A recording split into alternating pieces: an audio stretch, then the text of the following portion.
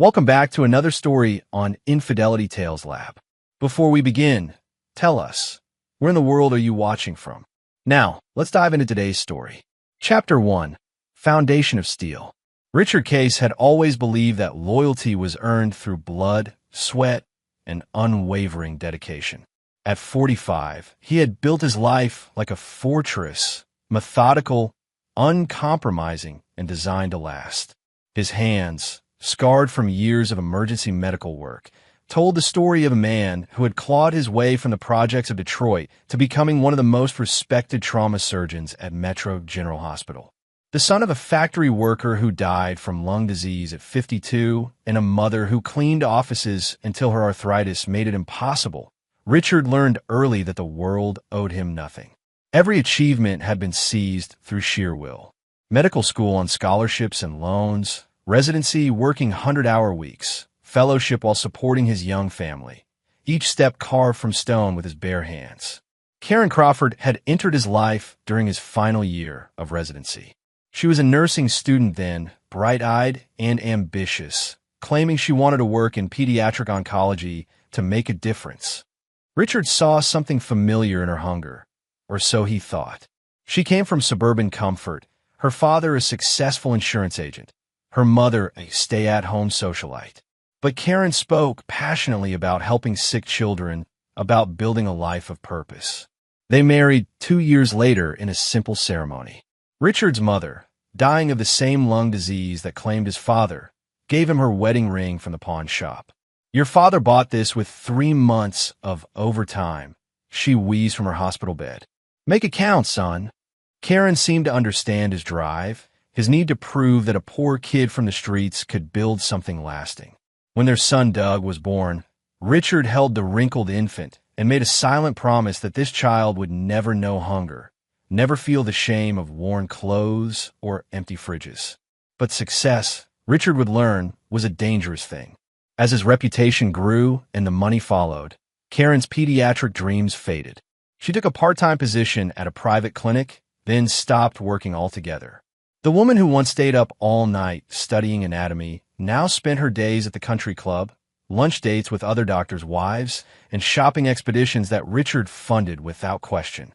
Doug grew up privileged but soft. Richard tried to instill his work ethic in the boy, bringing him to volunteer at free clinics, teaching him the value of earning what you received. But Karen undermined these lessons, slipping Doug money whenever Richard demanded he work for his allowance, buying him cars and gadgets to avoid the scenes Richard's discipline caused. "You're too hard on him," Karen would say, her voice carrying the entitled tone of someone who had never known real struggle. "He's just a kid. Let him enjoy his childhood." Richard bit his tongue, remembering his own childhood, government cheese, hand-me-down clothes, watching his father cough blood into a rag he couldn't afford to replace. He worked longer hours, took on more surgeries, told himself that providing for his family was his highest calling. The warning signs were there, invisible to a man who had trained himself to see only solutions, not problems. Karen's late nights became frequent, her explanations vague. She joined a yoga studio, then a book club, then started volunteering at various charities that seemed to require an unusual number of evening commitments. Doug, now 19, and in his sophomore year at an expensive private college Richard was funding, grew increasingly hostile during his visits home. The young man who once looked up to his father now treated him with barely concealed contempt, parroting phrases about toxic masculinity and patriarchal oppression that Richard recognized as academic jargon designed to disguise disrespect. "Dad, you need to evolve," Doug had said during Christmas dinner 6 months ago, his voice carrying Karen's condescending tone. "The world isn't about grinding yourself into the ground anymore. People are realizing there's more to life than work and money." Richard had looked at his son, soft hands that had never known real labor, expensive clothes bought with money Richard earned through 18-hour days, a college education that cost more than Richard's father made in 5 years, and felt something cold settle in his chest. But he said nothing. He never said anything. Richard Case had learned long ago that actions mattered more than words, that results spoke louder than complaints. He continued his work, continued providing, continued believing that his sacrifice meant something. The night everything changed, Richard had just finished a 17-hour surgery on a 6-year-old car accident victim. The child's parents, immigrants who spoke broken English and worked 3 jobs between them, had waited in the hallway for 12 hours, holding each other and praying in whispered Spanish.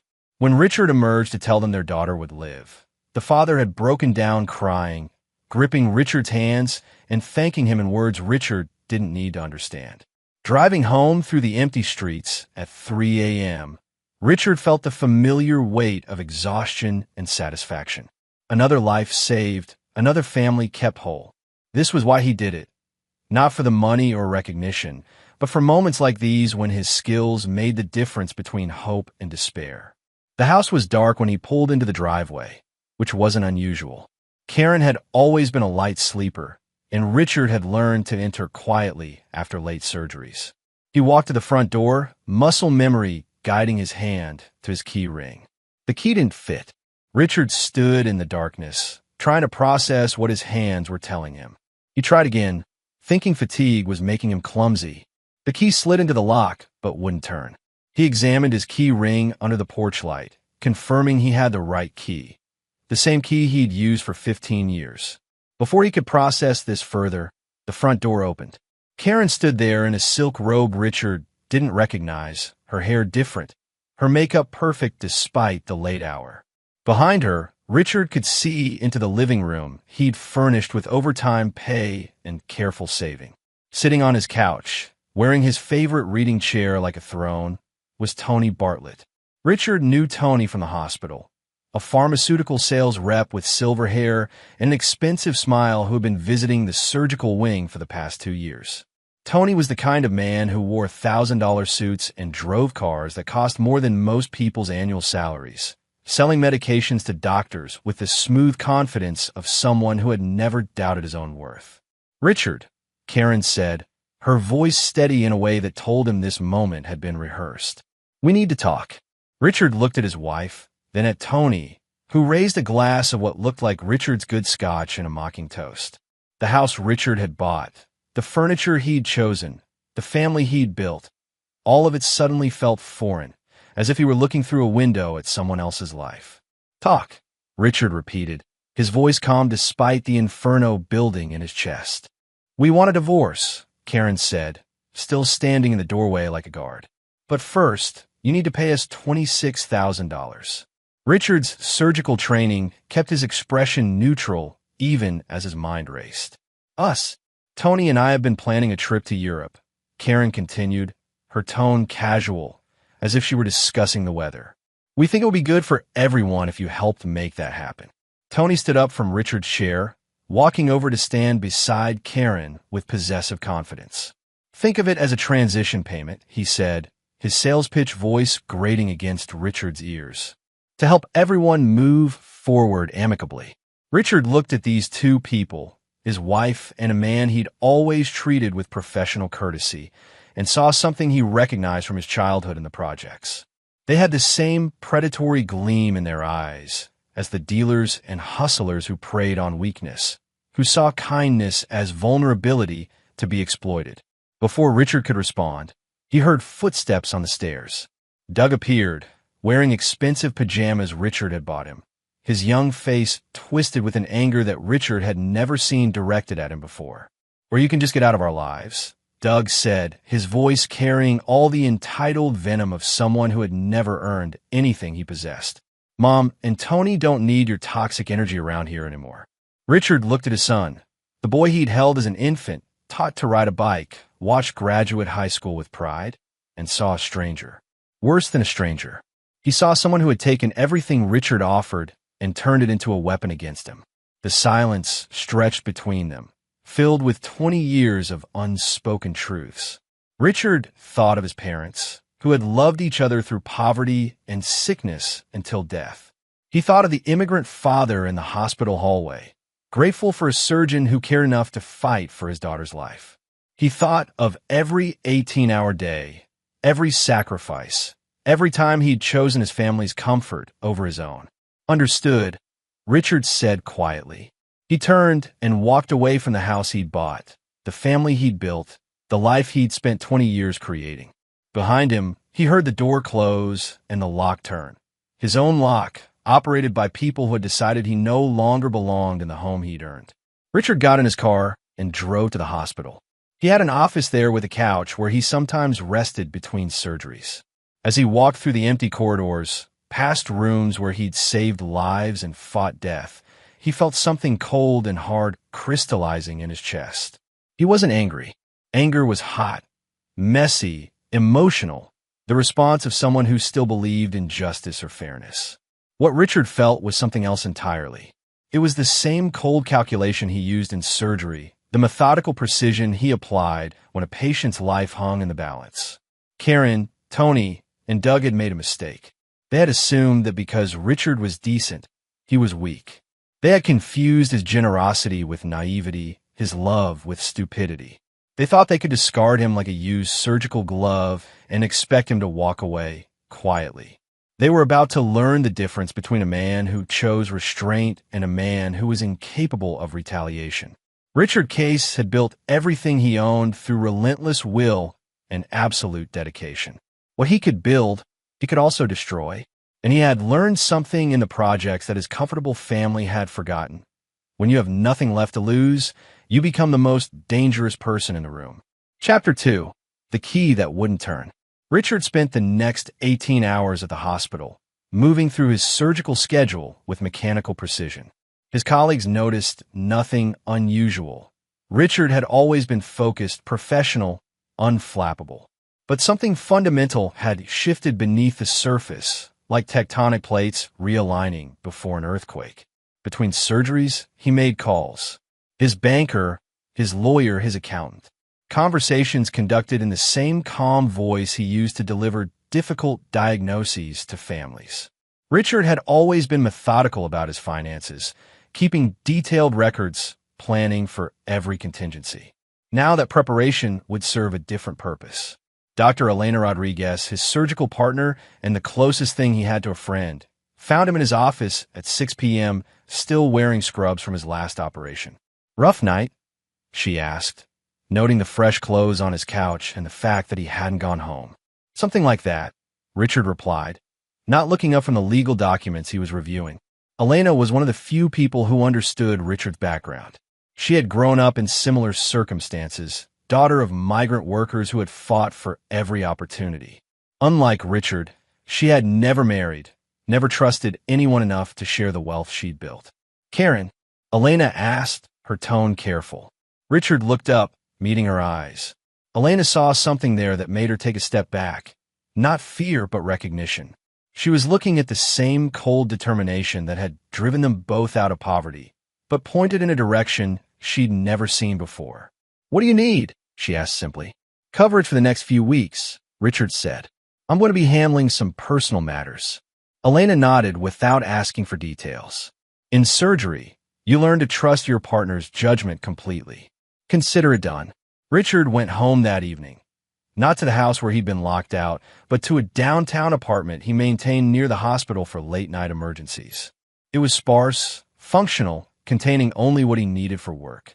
As he sat in the single chair, looking out at the city lights, he began to plan. The next morning, he returned to the house. This time, he came prepared. Karen answered the door, looking irritated at being disturbed.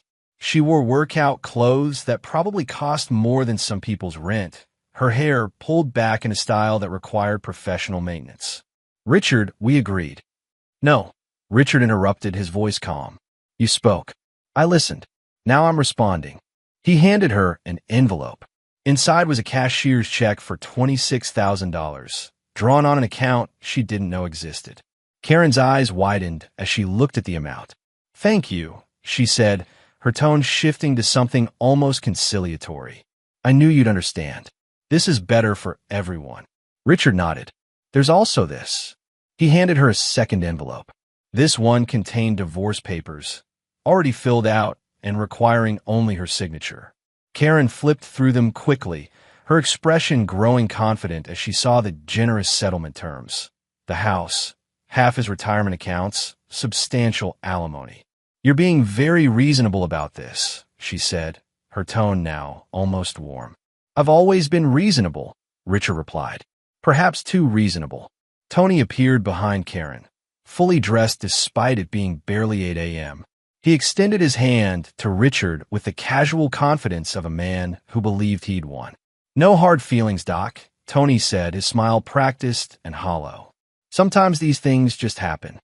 Richard looked at the extended hand for a long moment, then back at Tony's face. He didn't take the hand. Indeed they do, Richard said quietly. Doug emerged from the kitchen, eating cereal from a bowl Richard had bought for him years ago. The young man looked at his father with undisguised contempt. About time you accepted reality, Doug said, his tone carrying all the cruel dismissiveness of youth. Maybe now you can find someone who actually appreciates your workaholic lifestyle. Richard studied his son, this person he had raised, educated, provided for, and saw clearly what he had created. Doug had never known struggle, never faced real consequences, never learned that actions had prices that couldn't be paid by someone else. I wanted to tell you all something, Richard said, his voice carrying the same calm authority he used in the operating room. I'm taking some time off work.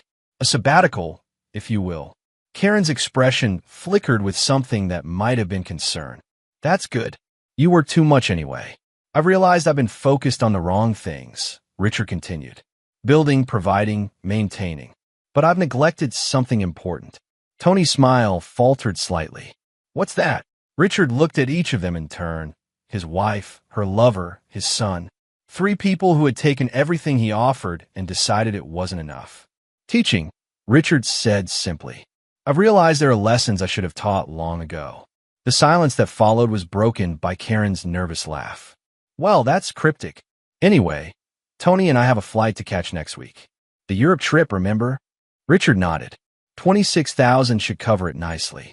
First-class accommodations, I assume. Actually, Tony said, his sales instincts kicking in, we were thinking of extending the trip. Maybe making it 6 weeks instead of 3. See more of the continent. Ambitious, Richard said. I hope you've done your research. Europe can be challenging for unprepared travelers. Something in his tone made Karen look at him more carefully. What do you mean? Richard smiled for the first time since arriving. It wasn't a pleasant expression. Nothing specific. Just that sometimes people find themselves in situations they're not equipped to handle. Language barriers, cultural differences, unfamiliar legal systems. The kind of problems that money can't always solve. Tony's confidence wavered. Are you threatening us? Threatening. Richard's voice carried genuine surprise. I'm a surgeon, Tony. I save lives for a living. I'm simply observing that travel can be unpredictable. Richard turned to leave, then paused at the door. Oh, and Doug, I made some changes to your college funding arrangements. Nothing drastic, just shifting to a performance-based system. Your grades will determine your allowance going forward. Doug's face darkened. You can't do that. Mom, your mother is welcome to fund your education herself, Richard said mildly. I'm sure her new lifestyle will accommodate that expense. Karen's face went pale as the financial implications hit her. Richard, you can't just. I can do whatever I choose with money I earn, Richard replied. Just as you can do whatever you choose with the choices you make. He left them standing in the doorway of the house he'd bought, holding the money he'd given them, beginning to realize that Richard Case wasn't going to disappear quietly into whatever corner they'd imagined for him. Richard drove back to his apartment and began phase 2 of his plan. He opened his laptop and started making calls to contacts he'd cultivated over 20 years of medical practice. Lawyers, private investigators, forensic accountants, professionals who understood that sometimes justice required tools the law couldn't provide. By evening, he had a team assembled. People who worked in the shadows of legitimate business, who understood that wealthy men sometimes needed problems solved discreetly. Richard had never needed their services before, but he'd always been careful to maintain relationships with people whose skills might prove valuable. The next morning brought the first response to his planning. Karen called his cell phone at 6 a.m., her voice tight with panic. Richard, there's something wrong with my credit cards. They're all being declined. That's odd, Richard said, though he was unsurprised. One of his first calls had been to his credit card companies, canceling all accounts where Karen was an authorized user. Perfectly legal, completely within his rights, as the primary account holder. How am I supposed to pay for anything? Karen demanded. The same way most people do, Richard replied. With money you earn or savings you've accumulated. I don't have access to cash right now. You have $26,000, Richard pointed out. That should cover immediate expenses. That's for the Europe trip. Then I suppose you'll need to choose between immediate necessities and future travel, Richard said calmly. Unless, of course, Tony has resources of his own to contribute. The silence on the other end told Richard everything he needed to know about Tony's financial situation. Pharmaceutical sales paid well, but Tony's lifestyle suggested he spent every dollar he made on maintaining his image. This is petty, Richard, Karen said, her voice now pleading. We agreed to be civilized about this. I'm being completely civilized, Richard replied. I'm simply adjusting my spending priorities. Surely you understand that my resources should support my priorities, not yours. Karen hung up without another word. That afternoon, Doug called with similar complaints. His credit cards, his car insurance, his cell phone plan, all canceled. All things Richard had been paying for that were registered in Doug's name. You can't just cut me off, Doug shouted into the phone. I can, and I have, Richard said simply. You're 19 years old. Most people your age support themselves. I'm in college. Then perhaps you should consider how college gets funded, Richard replied. Student loans are available, as are part-time jobs. I put myself through medical school working in restaurants and warehouses. I'm sure you'll find a way. Mom said you're being psycho about this divorce. Richard paused, considering his response. I'm not being psycho, Doug. I'm being precise. There's a difference, though I understand it might be difficult for you to recognize. That evening, Richard received a visit from Tony. The pharmaceutical rep arrived at Richard's apartment building, somehow having obtained the address, and convinced the doorman to let him up. When Richard answered his door, Tony looked haggard, his usual polish replaced by desperate anxiety. We need to talk, Tony said, pushing past Richard into the sparse apartment. About what? Richard asked, closing the door. About what you're doing to Karen, Tony said, turning to face him.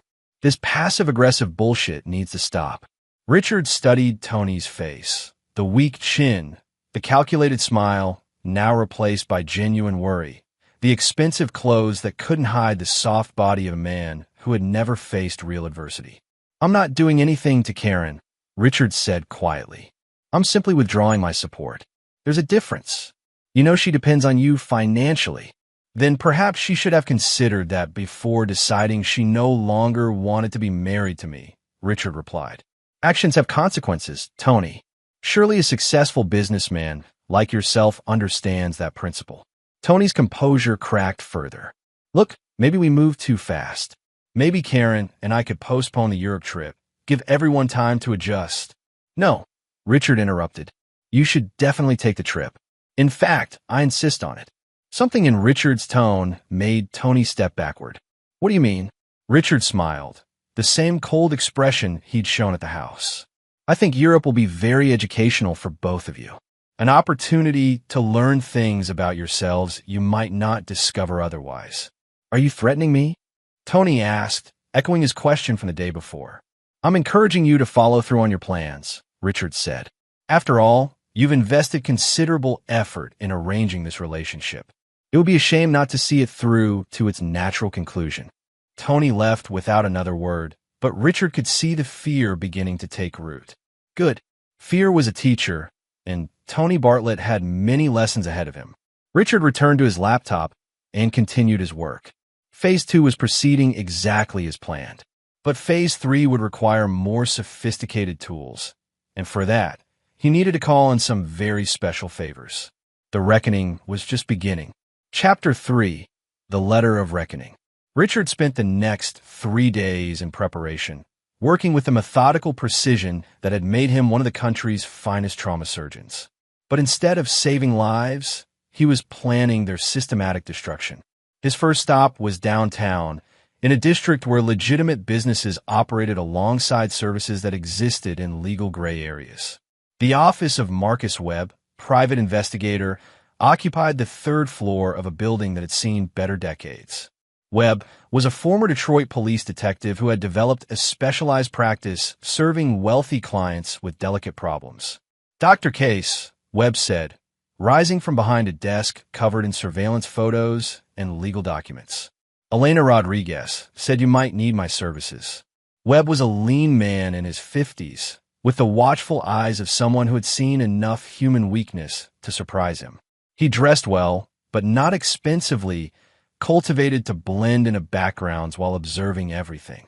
I need comprehensive background investigations on 3 individuals, Richard said, placing a folder on Webb's desk. Financial records, employment history, legal issues, personal relationships, medical records where accessible. I want to know everything. Webb opened the folder and glanced at the names. Karen Crawford, Tony Bartlett, Doug Case. His expression didn't change, but Richard caught the slight tightening around his eyes. Your family, Webb observed. Former family, Richard corrected. How quickly can you work? Depends how deep you want me to go, Webb replied. Surface level a week. Complete psychological and financial profiles, 3 to 4 weeks. I have time, Richard said, but I need it done quietly. No contact with the subjects, no electronic traces they could discover. Webb nodded. My specialty. There will be expenses, court records, database access, surveillance equipment. Richard placed a cashier's check on the desk. $50,000. Webb's eyebrows rose slightly. That should cover expenses, Richard said, and ensure priority attention. Webb pocketed the check. Consider it done. Richard's next stop was even more discreet. The law offices of Morrison & Associates occupied an entire floor of a downtown high-rise, their client list reading like a who's who of Detroit's most powerful families. Janet Morrison herself was a legend in legal circles, a woman who had built her practice on the premise that every problem had a solution if you were willing to pay for the right kind of expertise. Morrison was in her 60s, silver-haired and sharp-eyed, wearing a suit that cost more than most people's monthly salary. She received Richard in her corner office overlooking the Detroit River, her manner suggesting this was not her first conversation with a wealthy man seeking unconventional solutions. Dr. Case, she said, gesturing to a leather chair. Elena Rodriguez speaks very highly of you. She mentioned you might need specialized legal advice. I need to understand the boundaries of what's possible, Richard said, within the law, but utilizing every available option. Morrison smiled. My favorite kind of case. What are we dealing with? Richard outlined the situation in clinical terms. The affair, the demand for money, the son's betrayal, the need for consequences that would be both legal and comprehensive. Revenge through litigation, Morrison mused. It's an art form, really. The key is using the legal system as a scalpel rather than a hammer. I want them to understand that actions have prices, Richard said. Prices that compound over time. Oh, Dr. Case, Morrison said, her smile widening. I think we're going to work very well together. They spent 2 hours discussing strategies. Morrison's approach was elegant in its brutality, using tax law, contract obligations, and civil procedures to create cascading legal problems that would consume time, money, and peace of mind. The beauty of this approach, Morrison explained, is that it's completely legal, but it creates the kind of sustained pressure that most people aren't equipped to handle. Like water torture, but with filing deadlines and court appearances. Richard left Morrison's office with a preliminary plan that would take months to fully implement, but would begin affecting his targets immediately. The legal system, he was learning, could be a wonderfully efficient weapon when wielded by someone who understood its nuances. That evening, Richard returned to his apartment and composed a letter. He wrote it by hand, using a fountain pen his mother had given him when he graduated medical school. The paper was expensive, cream-colored with his personal letterhead embossed at the top. The letter was addressed to Karen, but intended for all 3 of them. He wrote it carefully, each word chosen with surgical precision. Karen, by the time you read this, you will have discovered the first phase of adjustments to our relationship. The financial changes are not punitive. They are educational. You have chosen to end our marriage and build a new life with Tony. I respect that choice and support your right to make it. However, choices have costs, and costs have consequences. You have lived for 20 years supported by income you did not earn, in a lifestyle you did not build, with resources you did not create. Now you'll have the opportunity to discover what your choices are worth when they stand on their own merit. Doug, I know you will read this as well. You have decided that your father's toxic energy is unwelcome in your life. I accept that decision. You are now free to build your life using your own energy, resources, and determination. I am confident this will be a valuable learning experience. Tony, you have successfully acquired a woman and a lifestyle that previously belonged to another man. Congratulations. You now have the responsibility for maintaining both. I trust your pharmaceutical sales skills will prove adequate to the challenge. I want you all to understand something important. This is not anger. Anger is emotional, temporary, and ultimately forgiving. This is precision. It is calculated, permanent, and absolute. You made a simple error in judgment. You confused my willingness to provide for my family with weakness. You mistook my love for stupidity. You assumed that because I worked hard to build something, I would be unwilling to destroy it when it was taken from me. You were wrong. Over the coming weeks and months, you will discover the difference between someone who chooses restraint and someone who is incapable of retaliation. You will learn that everything you thought you knew about Richard Case was the version of myself I showed you when I believed you were worth protecting. You will also learn that a man who can perform 17-hour surgeries has considerable stamina for sustained effort. A man who can make life or death decisions under pressure is comfortable with permanent consequences. A man who grew up in poverty understands how quickly comfort can disappear. I am not taking revenge against you. I am simply removing the shields I provided and allowing you to experience the natural consequences of your choices. What happens next will be entirely the result of your own actions and decisions. Do not attempt to negotiate with me. Do not ask for mercy or understanding. Do not expect forgiveness or reconciliation. Those possibilities ended the moment you asked me to pay for your vacation with your lover. You wanted me out of your lives. Your wish is granted. You wanted to discover who you are without my support. That discovery begins now. You wanted freedom from my expectations and standards. You now have complete freedom to meet your own. I suggest you use your trip to Europe wisely. It may be the last luxury vacation you experience for quite some time. Respectfully, Richard Case. P.S. Doug, your final grades will determine whether your tuition for next semester is paid. I suggest you study hard. Your new stepfather's income may not cover the shortfall. Richard sealed the letter in an envelope and wrote Karen's name across the front in his careful handwriting. He would deliver it tomorrow morning, just before their scheduled departure for Europe. Then he returned to his computer and began phase 3 of his plan. Webb's initial research was already yielding interesting results. Tony Bartlett, it seemed, had a more complicated financial situation than his appearance suggested. Karen's spending patterns showed a woman who had never learned to distinguish between wants and needs. Doug's academic performance was mediocre despite attending an expensive school. All useful information, all leverage points that could be exploited with the right pressure applied at the right time. Richard worked until dawn, cross-referencing data, building profiles, constructing a matrix of vulnerabilities that could be activated in sequence. By the time the sun rose over Detroit, he had a comprehensive battle plan that would unfold over the next 6 months.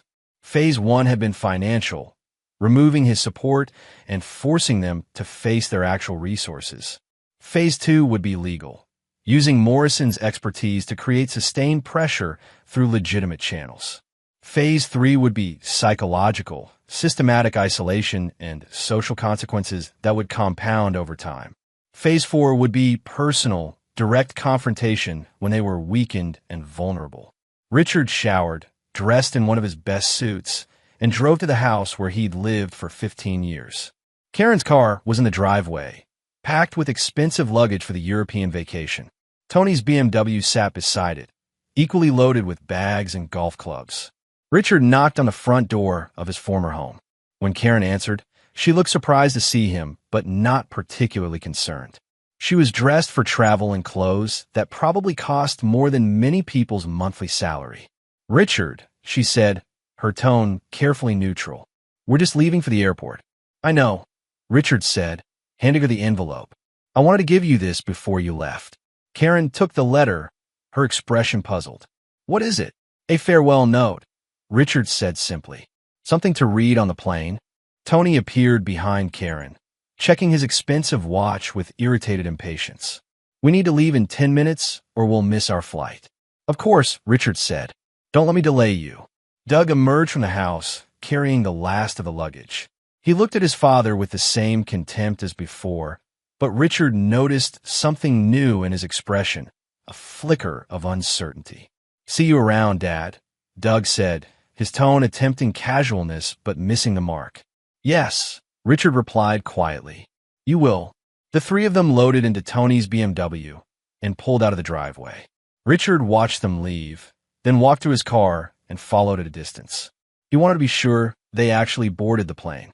At the airport, Richard watched from the departure lounge as Karen opened his letter. He was too far away to hear her reaction, but he could see her face go pale as she read. She showed the letter to Tony, whose expression shifted from confusion to alarm. Doug read it over their shoulders, his young face contorting with anger. They looked around the terminal as if searching for Richard, but he had positioned himself where he could observe without being seen. After several minutes of heated discussion, they proceeded to their gate. Richard remained until he saw their plane taxi away from the terminal. They were gone. Phase 1 was complete. Richard drove back to his apartment and opened his laptop. Webb had sent an encrypted email with preliminary findings. Morrison had filed the first series of legal documents. The investigation and litigation phases were beginning. Richard poured himself a glass of the good scotch. The bottle Tony had been drinking from was a cheap decoy he'd left at the house for exactly this kind of discovery, and settled in to review the incoming intelligence. The war had begun in earnest. Karen, Tony, and Doug had fired the opening shot when they demanded payment for their betrayal. Now, they would learn what happened when you attack someone who had spent his entire life fighting for everything he owned. Richard Case had been their protector, their provider, their shield against the harsh realities of the world. Now he would be their teacher, and the lessons he planned to deliver would be thorough, comprehensive, and permanent. The key that wouldn't fit had unlocked something far more dangerous than they could have imagined. Chapter 4. The Art of Pressure. 3 days into Karen and Tony's European vacation, Richard received the first reports from his surveillance team. The couple had arrived in London as planned, checked into an expensive hotel in Kensington, and immediately begun the kind of extravagant spending that suggested they viewed the trip as a celebration of their victory over the foolish husband they'd left behind. Richard studied the photographs Webb's contact had provided. Karen and Tony dining at Michelin-starred restaurants, shopping on Bond Street, taking private tours of landmarks. They looked relaxed, happy, convinced they had successfully discarded the burden of Richard's presence from their lives. They had no idea that their every move was being documented, their every purchase tracked, their every conversation in public spaces monitored by professionals who specialized in making the invisible visible. Phase 1 of their education begins today, Richard said to Janet Morrison as they met in her office to review the legal filings. Morrison spread a series of documents across her mahogany conference table like a general planning a campaign. "I've initiated 5 separate civil actions," she explained, her voice carrying the satisfaction of an artist discussing her work. "Each one is perfectly legitimate, but collectively they create a web of legal obligations that will consume significant time and resources." The first filing was a dispute over the division of marital assets, challenging Karen's entitlement to the house based on her abandonment of the marriage. The second was a forensic accounting demand, requiring detailed documentation of every penny spent during the last 2 years of their marriage. The third was a challenge to Doug's emergency access to his college funds, freezing the accounts pending investigation of potential misuse. "The beauty of this approach," Morrison continued, "is that each action requires immediate attention but takes months to resolve. They'll need legal representation, document production, court appearances, all while trying to enjoy their new freedom." Richard examined the paperwork with the same attention he gave to surgical plans. Timeline for first responses? They'll start receiving service while they're still in Europe, Morrison said with evident pleasure. Imagine trying to enjoy the Louvre while knowing you need to respond to 5 separate lawsuits within 30 days. Richard's phone buzzed with a message from Webb. The first phase of financial pressure was already showing results. Tony's credit cards were being declined at increasingly frequent intervals, forcing him to rely on cash advances that carried punitive interest rates. Karen had attempted to use her emergency credit card, the one Richard had forgotten to cancel, only to discover its limit had been reduced to $500. Excellent, Richard said, reviewing the financial intelligence.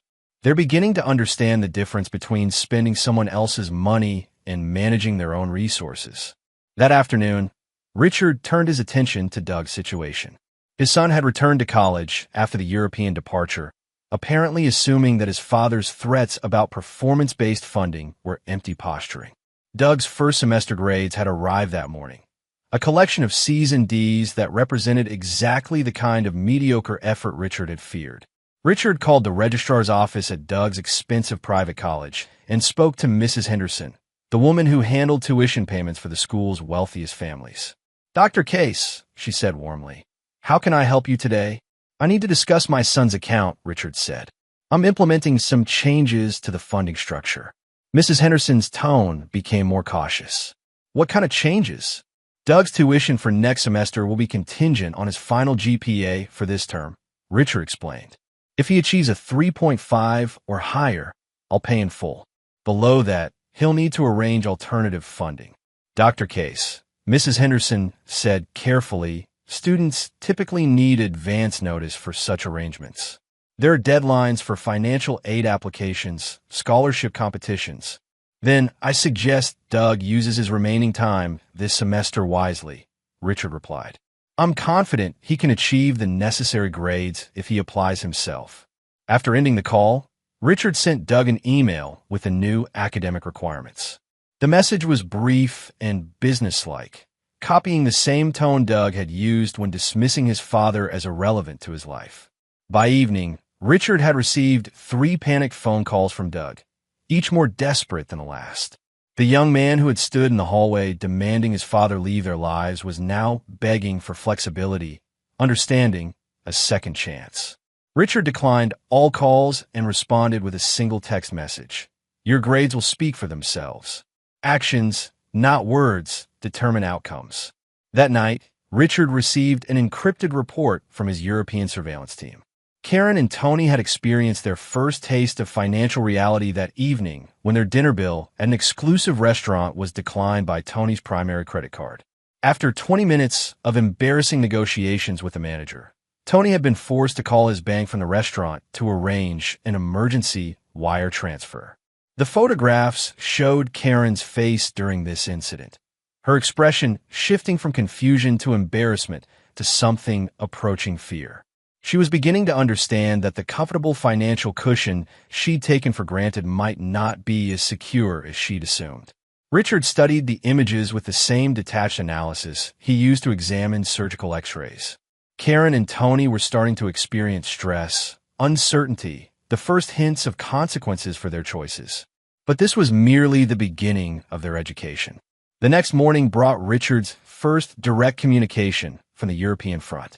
Karen called the cell phone at 3 a.m. Detroit time, which meant it was 9 a.m. in London, early enough that she'd probably been awake all night worrying. "Richard," she said, her voice tight with controlled panic, "we need to talk." "Do we?" Richard replied, his tone politely interested. "These legal papers," Karen continued. "This is insane. I have lawyers in London demanding I appear in Detroit courts next week. How am I supposed to handle this from Europe?" "Carefully," Richard suggested. "I imagine international legal coordination requires considerable planning and expense." "You can't be serious about this," Karen said, her voice rising. "These lawsuits are frivolous. No judge will." "On the contrary," Richard interrupted gently. "Each filing addresses legitimate concerns about asset division, financial accountability, and parental obligations. Any competent attorney will confirm that these are serious legal matters requiring serious attention." The silence on the international line stretched long enough that Richard wondered if the call had dropped. Finally, Karen spoke again, her voice smaller. "What do you want, Richard?" "Want?" Richard repeated, as if the question confused him. "I want you to enjoy your vacation, Karen. I want you to experience the freedom you chose. I want you to discover who you are when you're standing on your own merit instead of on the foundation I built." "This isn't fair," Karen said, her voice breaking slightly. "Fair?" Richard's tone remained calm, conversational. "You decided our 20-year marriage was worth $26,000. You demanded payment from a man you betrayed to fund a vacation with your lover. You enlisted our son to deliver ultimatums in his own home. But you're concerned about fairness?" Karen began to cry.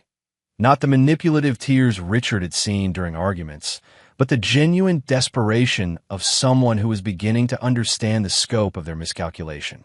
"I never meant for things to go this far," she said through her sobs. "Yes, you did," Richard replied quietly. "You meant exactly this.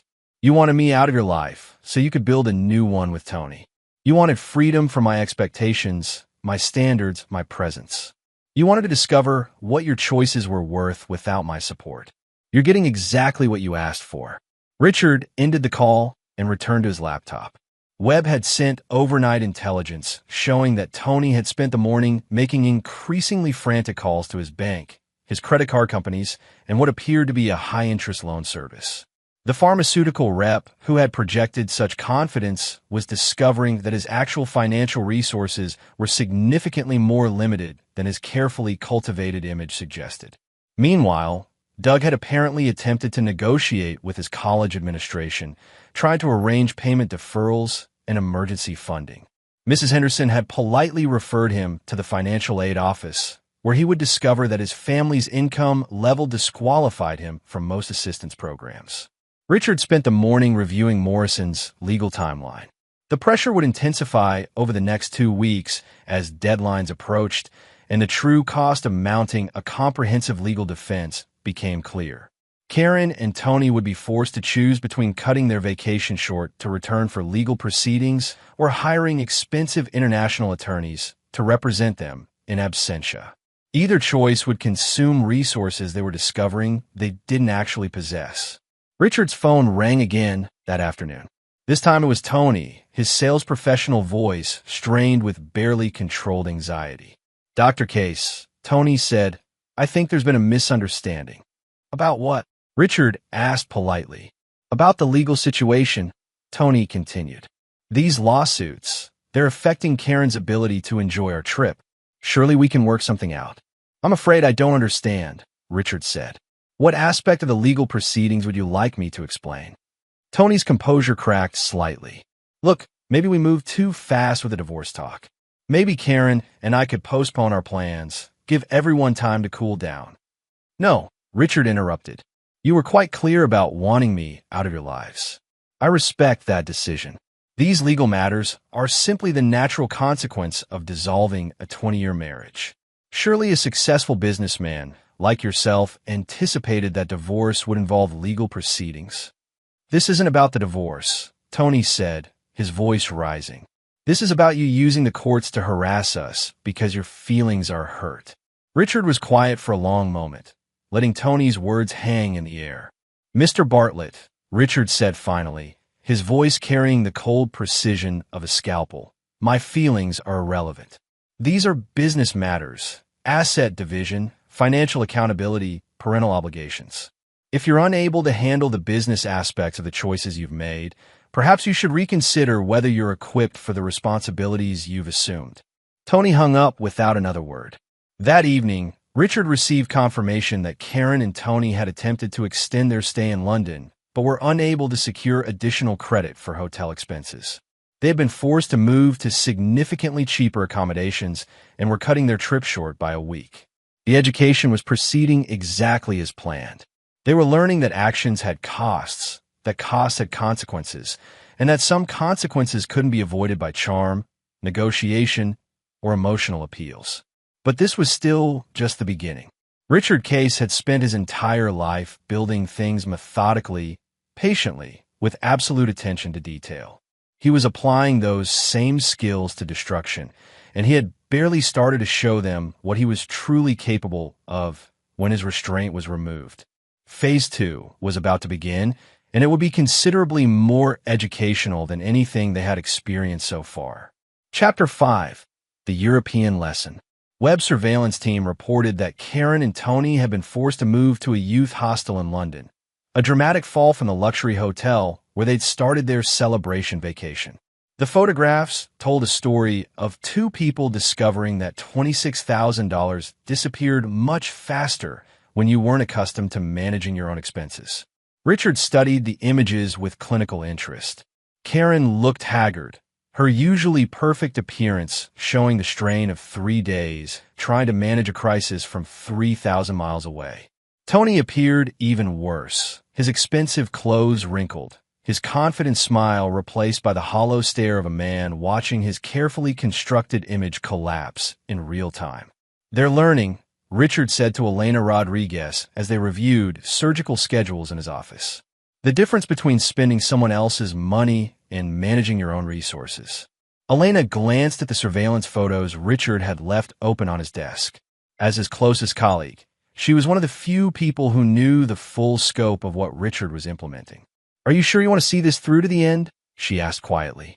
"There's still time to pull back before it becomes irreversible." Richard looked up from the patient charts they were reviewing.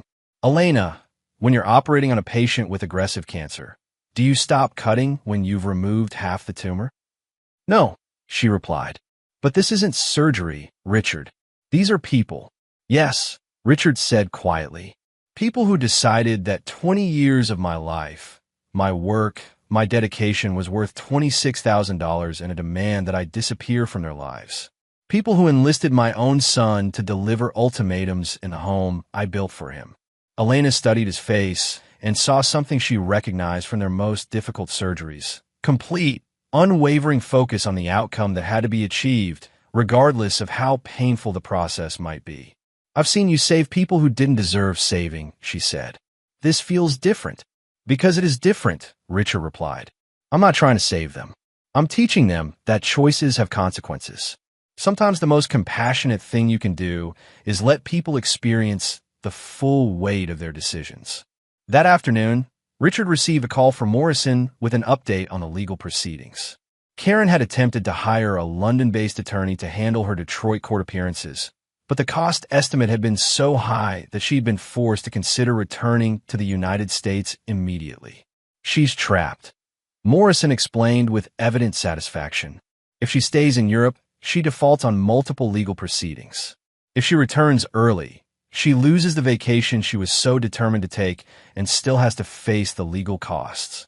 "What about Tony?" Richard asked. "Even more interesting," Morrison replied. "Our forensic accountant discovered that Mr. Bartlett has been living significantly beyond his means for years. He's carrying substantial debt that he's been managing through credit manipulation and cash advances. The financial pressure from this trip appears to be pushing him toward insolvency." Richard smiled. "Perfect. Nothing teaches the value of financial stability like the experience of losing it." That evening, Richard turned his attention to Doug's increasingly desperate situation. His son had attempted every possible avenue for maintaining his college funding: appeals to administrators, emergency financial aid applications, even a tearful phone call to his grandmother, Richard's elderly mother, who lived on Social Security and could barely afford her medications. The old woman had called Richard afterward, her voice frail but concerned. "Ricky," she said, using the childhood name she'd never abandoned, "Doug says you've cut off his college money. That doesn't sound like you." Richard felt a pang of guilt, not for his actions, but for the distress they were causing his mother. She was the one person in his family who had never asked for anything beyond his presence and occasional help with medical appointments. "Mom," he said gently, "Doug and his mother decided they didn't want me in their lives anymore. They demanded I pay the money and then disappear.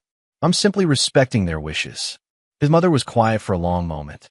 "That boy called me crying, asking for money for school. I told him I don't have money for anything except groceries and pills." "You were right to tell him that," Richard said. "Doug needs to learn the difference between wanting something and earning it. You know," his mother said slowly, "your father would have done the same thing. He never tolerated disrespect, especially from family." "But Ricky," Make sure you know when to stop. Sometimes people learn their lessons, and sometimes they just get broken. Richard considered his mother's words after ending the call. She was the only person whose opinion still mattered to him, the only one who had earned the right to question his choices. But she hadn't been locked out of her own home by people she'd loved and sacrificed for. She hadn't been told her presence was toxic by the son she'd raised. The next morning brought news from Europe that accelerated Richard's timeline considerably. Webb's team reported that Karen and Tony had been forced to cut their trip short by another week due to financial constraints. But more importantly, they had been observed having increasingly heated arguments in public spaces. The surveillance audio revealed the source of their conflict. Tony was blaming Karen for the legal and financial pressure, claiming that she had misrepresented her husband's likely response to their relationship. Karen was countering that Tony had assured her he had the resources to support their new lifestyle. "They're turning on each other," Webb reported during their evening briefing. Classic stress response. When external pressure becomes too intense, people tend to redirect blame toward their closest allies. Richard found this development particularly satisfying. Karen and Tony's relationship had been built on the fantasy that they could discard the inconvenient husband and seamlessly transition to a better life. Now, they were discovering that relationships forged in betrayal often came with inherent structural weaknesses. "How long before they return?" Richard asked. "Based on their current spending rate and the legal deadlines Morrison has created, I estimate 3 to 4 days," Webb replied. "They simply don't have the resources to stay longer." Richard nodded. "Perfect. I want comprehensive surveillance when they return. Every meeting, every conversation, every location. I need to understand their mindset when they realize the legal pressure was just the beginning." That weekend, Richard implemented phase 3 of his plan. He began systematically contacting members of their social circle, the country club crowd that Karen had cultivated during her transformation from nursing student to doctor's wife. The conversations were masterpieces of calculated revelation. Richard never directly attacked Karen or Tony. Instead, he simply shared information about his situation in the same calm, factual tone he used for patient consultations. "Janet," he said to Karen's closest friend at the country club, "I wanted you to hear this from me rather than through gossip. Karen and I are divorcing. She's moved in with Tony Bartlett, and they're currently in Europe together." Janet Morrison, not the lawyer, but a social climber who had attached herself to Karen's elevated status, was clearly shocked. "Richard, I had no idea. Karen never mentioned. I mean, she said you were having some difficulties, but I'm sure she didn't mention the details," Richard said mildly. "It's probably awkward to explain that she demanded I could pay for their vacation together." The silence on the phone was profound. Richard had just delivered the kind of social suicide bomb that would detonate throughout their entire social circle within hours. He made similar calls to other key figures in their community. The golf pro who had given Tony club privileges, the charity organizers where Karen had served on boards, the private school administrators where Doug had been groomed for elite college placement. Each conversation was carefully crafted to sound like a man trying to handle his personal crisis with dignity while inadvertently revealing details that would destroy his former family's social standing. By Sunday evening, Richard estimated that everyone in their elevated social circle knew the essential facts. Karen Case had left her successful surgeon husband for a pharmaceutical salesman, demanded payment for their European vacation, and enlisted her son in delivering ultimatums. Monday morning brought the first direct consequences of this social destruction. Karen's phone had been ringing constantly with calls from friends and acquaintances, some offering support, but most fishing for gossip. Tony had been disinvited from a golf tournament where several prominent doctors had threatened to withdraw if he participated. But the most significant development came from Doug's college. Mrs. Henderson called Richard personally to inform him that his son had been found cheating on his final examinations, apparently a desperate attempt to achieve the grades necessary for continued funding. "I'm afraid Doug has been suspended pending a disciplinary hearing," Mrs. Henderson explained.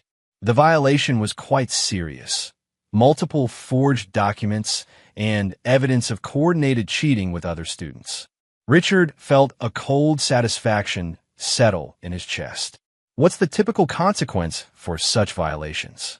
Suspension for at least 1 semester, possibly expulsion, Mrs. Henderson replied. It's particularly serious because this appears to have been premeditated rather than a moment of poor judgment. Understand, Richard said. Please proceed with whatever disciplinary action the school deems appropriate. I won't be intervening on Doug's behalf. That afternoon, Richard received his first communication from Doug in days.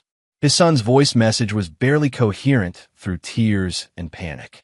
Dad, please, I'm sorry. I made a huge mistake. They're going to kick me out. I'll do anything. Please just call me back. I can't handle this. Mom's not answering her phone. Please, Dad, I'm scared. Richard listened to the message twice, then deleted it without responding. Doug had made his choice when he stood in that hallway and demanded his father leave their lives. Now, he was learning that choices had consequences, even for privileged young men who had never faced real adversity. That evening, Webb confirmed that Karen and Tony were returning to Detroit the next day, their European vacation cut short by 2 weeks due to financial constraints and legal obligations. Their relationship had deteriorated considerably during the final days of the trip, with multiple witnesses reporting public arguments about money, responsibility, and blame. Richard spent the evening reviewing the comprehensive dossiers Webb had compiled on both of them. The intelligence was devastating. Financial records showing Tony's precarious debt situation, Karen's complete lack of practical job skills or independent income sources, and psychological profiles indicating neither was equipped to handle sustained pressure. Phase 3 had been about applying social and academic pressure while they were isolated and vulnerable. Phase 4 would involve direct confrontation when they returned, weakened and demoralized, to face the full scope of what Richard had prepared for them. Richard poured himself a glass of his good scotch and toasted the empty apartment where he now lived by choice rather than exile. Karen, Tony, and Doug had wanted him out of their lives. Tomorrow, they would begin to understand exactly what life looked like when Richard Case stopped protecting them from the consequences of their own choices. The real education was about to begin. Chapter 6, The Reckoning Returns. Karen and Tony's flight landed at Detroit Metropolitan Airport on a gray Tuesday morning, 14 days shorter than planned, and under circumstances neither had anticipated when they departed in triumph. Webb's surveillance team was waiting, positioned to document their return and the immediate aftermath of their truncated European education. The photographs told a story of 2 people who had left as confident victors and returned as something approaching refugees. Karen's expensive luggage looked worn from hasty packing and cheap accommodations. Tony's usual polished appearance had degraded into the hollow-eyed exhaustion of someone who had spent 2 weeks watching his carefully constructed life collapse in real time. Richard studied the surveillance images from his apartment while simultaneously reviewing the legal timeline Morrison had prepared for their return. The couple would have exactly 4 hours before the first court-mandated deadline required their attention. Barely enough time to collect themselves before the full weight of Richard's legal offensive demanded response. Perfect timing, Richard murmured, noting that their flight delay had compressed their schedule even further. His phone rang at 10:47 a.m. Karen's number appeared on the display, but Richard let it go to voicemail. The message that followed was a masterpiece of exhausted desperation. Richard, we're back. We need to talk. This has gone too far. Please just call me back. We have 4 hours to respond to these court filings, and I don't even understand what they're asking for. Please call me back. Richard deleted the message without consideration. He had told them clearly that negotiation was no longer possible. They had demanded that he leave their lives. He was simply honoring that request by refusing to engage with their problems. An hour later, Tony called from a different number, probably borrowed from someone at the airport. His voice message carried the desperate intensity of a salesman trying to close a deal while the client walked away. Dr. Case, this is Tony Bartlett. Look, I think we can work this out. Karen and I have been talking, and we realize maybe we moved too fast on some things. Maybe we can find a middle ground here. I know you're angry, and you have every right to be, but this legal warfare isn't helping anyone. Call me back. Let's be reasonable adults about this. Richard smiled at Tony's use of the phrase reasonable adults. They had wanted to discover what life looked like without his support and protection. Experiencing the consequences of their choices was exactly the kind of adult responsibility they had claimed to want. By early afternoon, Webb's team reported that Karen and Tony had been forced to hire emergency legal representation at premium rates to handle the immediate court deadlines. The attorney they'd found specialized in crisis management for wealthy clients and charged accordingly. $500 per hour with a $10,000 retainer required up front. The photographs showed them sitting in the lawyer's office, heads in their hands, as the scope of their legal obligations was explained. They were learning that divorce from a wealthy, methodical man with unlimited legal resources was considerably more complex than they had imagined. Meanwhile, Doug had been calling Richard's office at the hospital every hour, becoming increasingly hysterical as the reality of his suspension and potential expulsion became clear. Elena Rodriguez had fielded the calls with professional courtesy, but her messages to Richard were becoming more concerned. "Richard," she said during their afternoon meeting, "your son called 6 times today? He sounds like he's having some kind of breakdown." "Probably," Richard agreed, reviewing patient charts without looking up. Young people often struggle when they experience consequences for the first time. "Maybe you should consider." "Elena," Richard interrupted gently, "you asked me earlier whether I was sure about seeing this through. The answer remains yes. Doug made his choice when he told me to get out of his life. I'm respecting that choice." Elena studied his face and saw the same unwavering focus that made him one of the finest surgeons in the country. When Richard Case decided on a course of action, he followed it through to completion regardless of how difficult the process became. That evening, Richard received intelligence that both accelerated his timeline and confirmed his psychological analysis of his targets. Web surveillance had captured Karen and Tony in a screaming match outside their emergency attorney's office, with Karen blaming Tony for underestimating Richard's likely response and Tony accusing Karen of misrepresenting her husband's character and resources. More importantly, they had been overheard discussing the possibility of cutting their losses and finding an exit strategy, language that suggested their relationship was fracturing under pressure exactly as Richard had predicted. Classic stress response, Webb explained during their evening briefing. Relationships built on convenience and fantasy rarely survive sustained pressure. They're starting to see each other as liabilities rather than assets. Richard felt a cold satisfaction. Karen and Tony had betrayed his 20-year marriage for what they'd imagined would be a better partnership. Now, they were discovering that relationships forged in betrayal often carried the seeds of their own destruction. The next morning brought the first major fracture. Webb's overnight surveillance revealed that Tony had spent the night at a hotel rather than returning to the house with Karen. Financial records showed he had also made several calls to a personal bankruptcy attorney, apparently exploring his options for escaping the legal and financial pressure.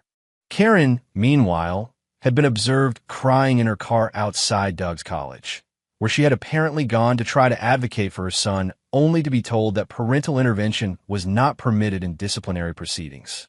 The photographs showed a woman beginning to understand that the comfortable support systems she had taken for granted were no longer available. Richard's phone rang at 8:15 a.m. This time it was Doug, calling from what sounded like a payphone based on the background noise. "Dad," Doug said, his voice breaking with tears and exhaustion. "Please, I'm begging you. I can't handle this anymore. They're going to expel me. Mom's freaking out. Everything's falling apart. Please just talk to me." Richard listened to his son's desperation with the same clinical detachment he used to evaluate patient symptoms. Doug was experiencing the full weight of consequences for the first time in his privileged life, and the shock was considerable. "Dad, are you there? Please say something. I'm sorry, okay? I'm sorry I said those things. I was angry and stupid, and I didn't mean it. Please just give me another chance." Richard ended the call without responding. Doug's apology was motivated by consequences, not genuine understanding. If Richard relented now, his son would simply learn that dramatic pleading could override serious consequences. Exactly the wrong lesson. That afternoon, Morrison called with an update that pleased Richard considerably. Karen's emergency attorney had attempted to negotiate a settlement of the legal proceedings, offering to withdraw the divorce petition and return to mediation if Richard would dismiss his filings.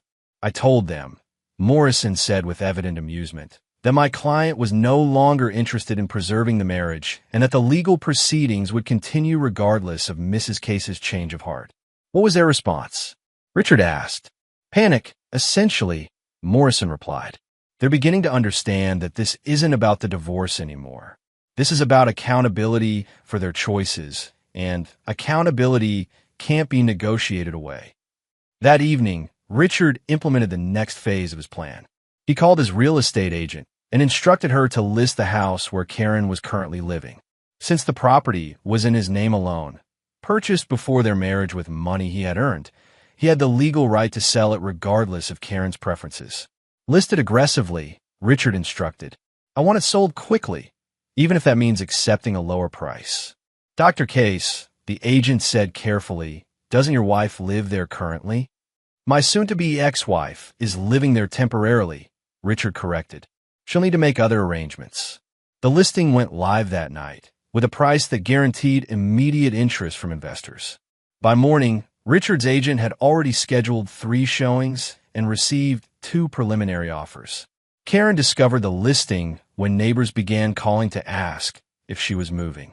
Her phone call to Richard that afternoon was barely coherent through tears and rage. You can't sell the house. I live here. Where am I supposed to go? This is insane. Richard, you can't just destroy everything. Richard let the call go to voicemail, as had become his practice. Karen's message captured perfectly the mindset he was working to correct. The assumption that she had a right to continued comfort and security without any corresponding obligations or consequences for her choices. By evening, Webb reported that Karen had attempted to contact Tony for support, but discovered he had disconnected his phone and vacated his apartment. The pharmaceutical rep had apparently decided that cutting ties with Karen was his best strategy for escaping the legal and financial pressure Richard had created. Doug, meanwhile, had been found by campus security sleeping in his car in the college parking lot, apparently afraid to return home to face his mother's crisis and unable to afford alternative accommodations. The photographs Webb provided showed 3 people who had been confident victors just 3 weeks earlier, now scattered and isolated, each facing the full weight of consequences they had never imagined possible. Richard studied the images with the satisfaction of a surgeon who had successfully removed a complex tumor. The operation was proceeding exactly as planned, but it was far from complete. Karen, Tony, and Doug were learning about consequences, but they hadn't yet reached the point of genuine understanding. That would require more direct intervention, and Richard was prepared to provide exactly the kind of personal attention his former family deserved after their betrayal. Phase 4 was about to begin, and it would be considerably more educational than anything they had experienced so far. Chapter 7. Direct Contact. The call came at 2:17 a.m. on a Thursday. Richard had been expecting it, had even set his phone to accept calls from unknown numbers specifically for this moment.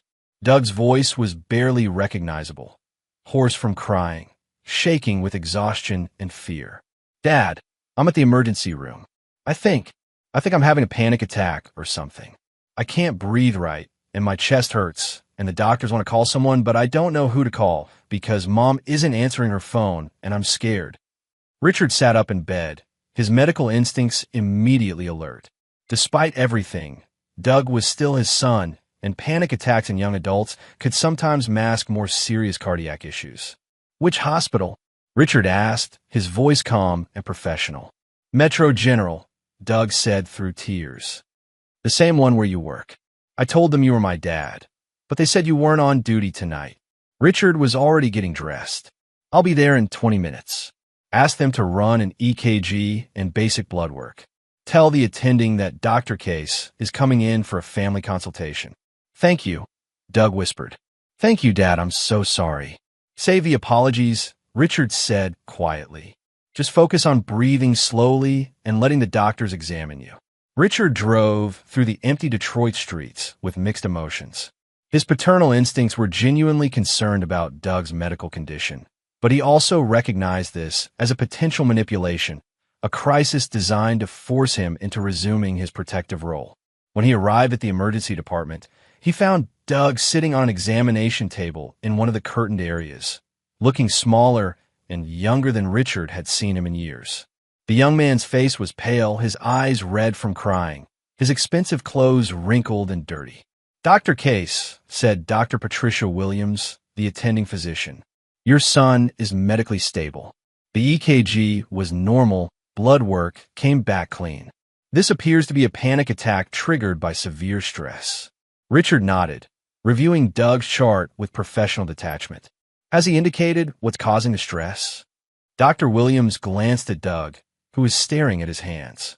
"Academic problems, family issues, financial concerns.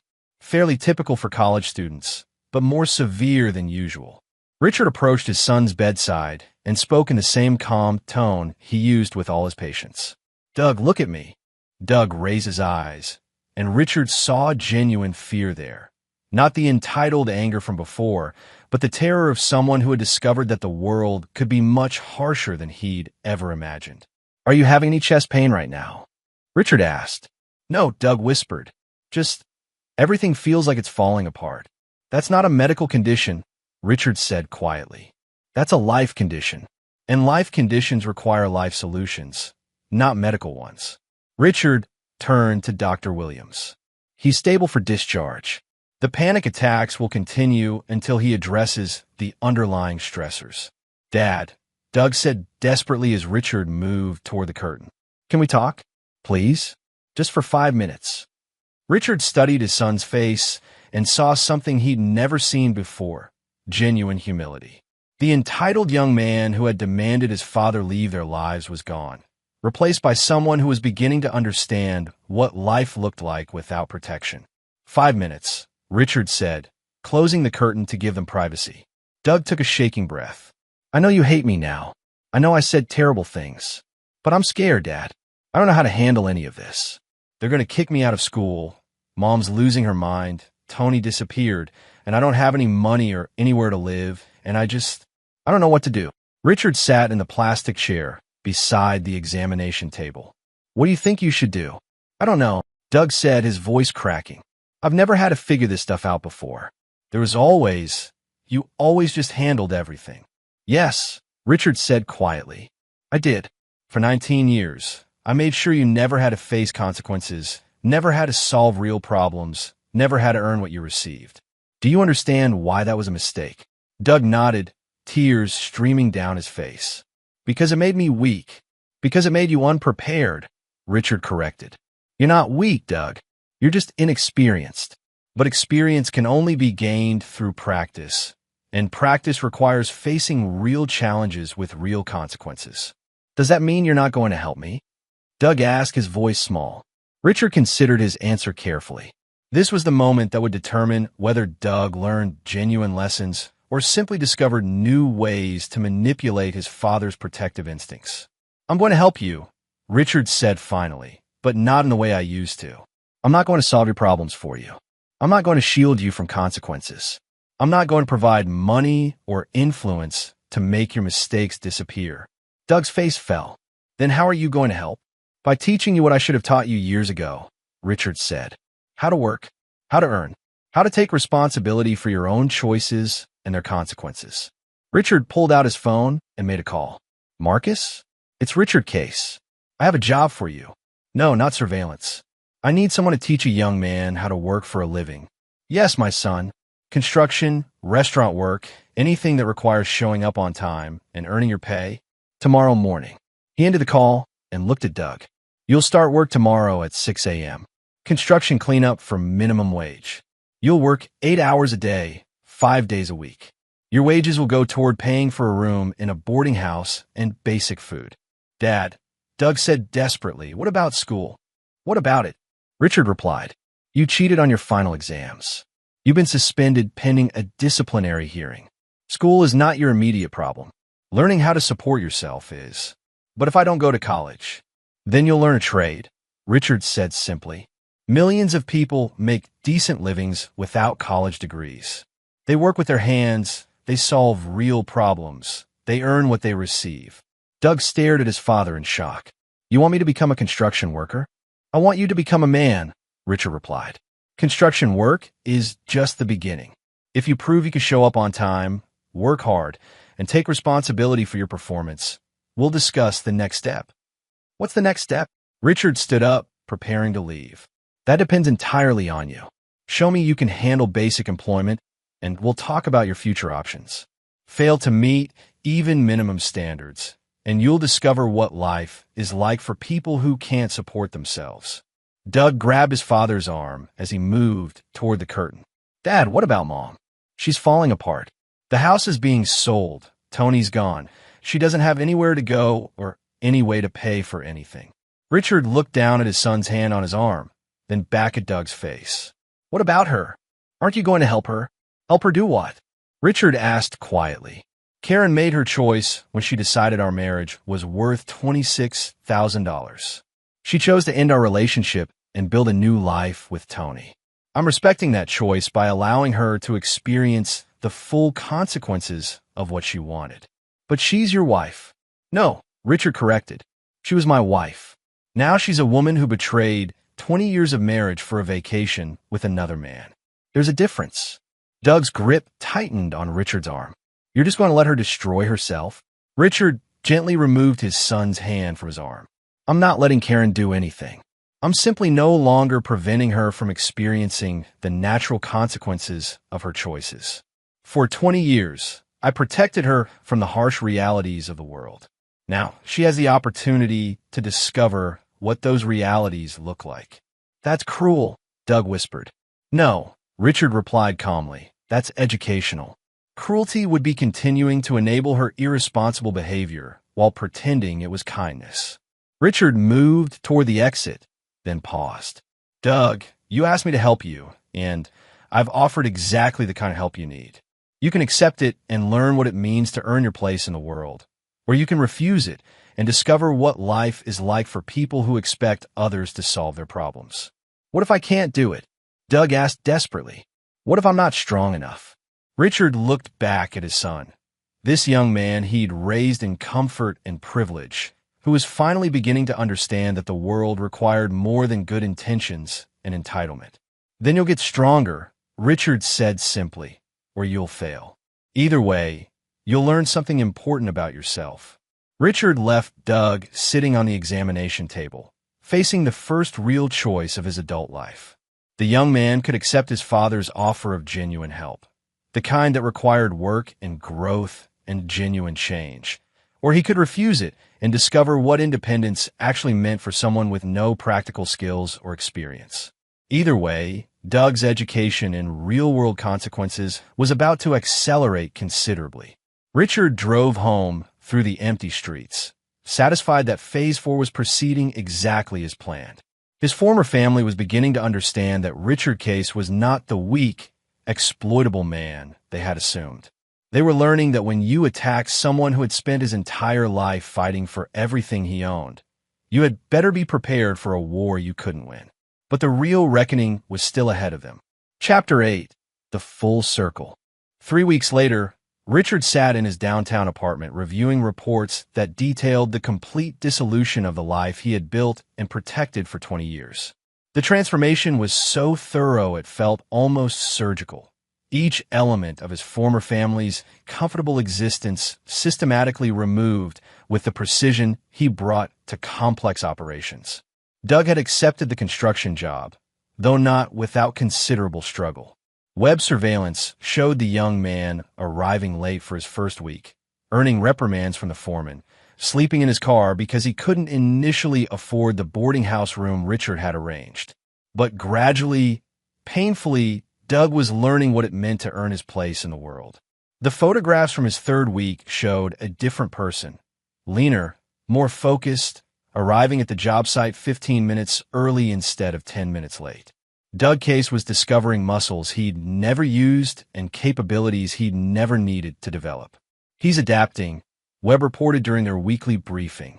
Still struggling with the physical demands, but he stopped complaining and started asking questions about the work. Richard felt something that might have been pride if it hadn't been tempered by regret that these lessons had come so late and at such cost.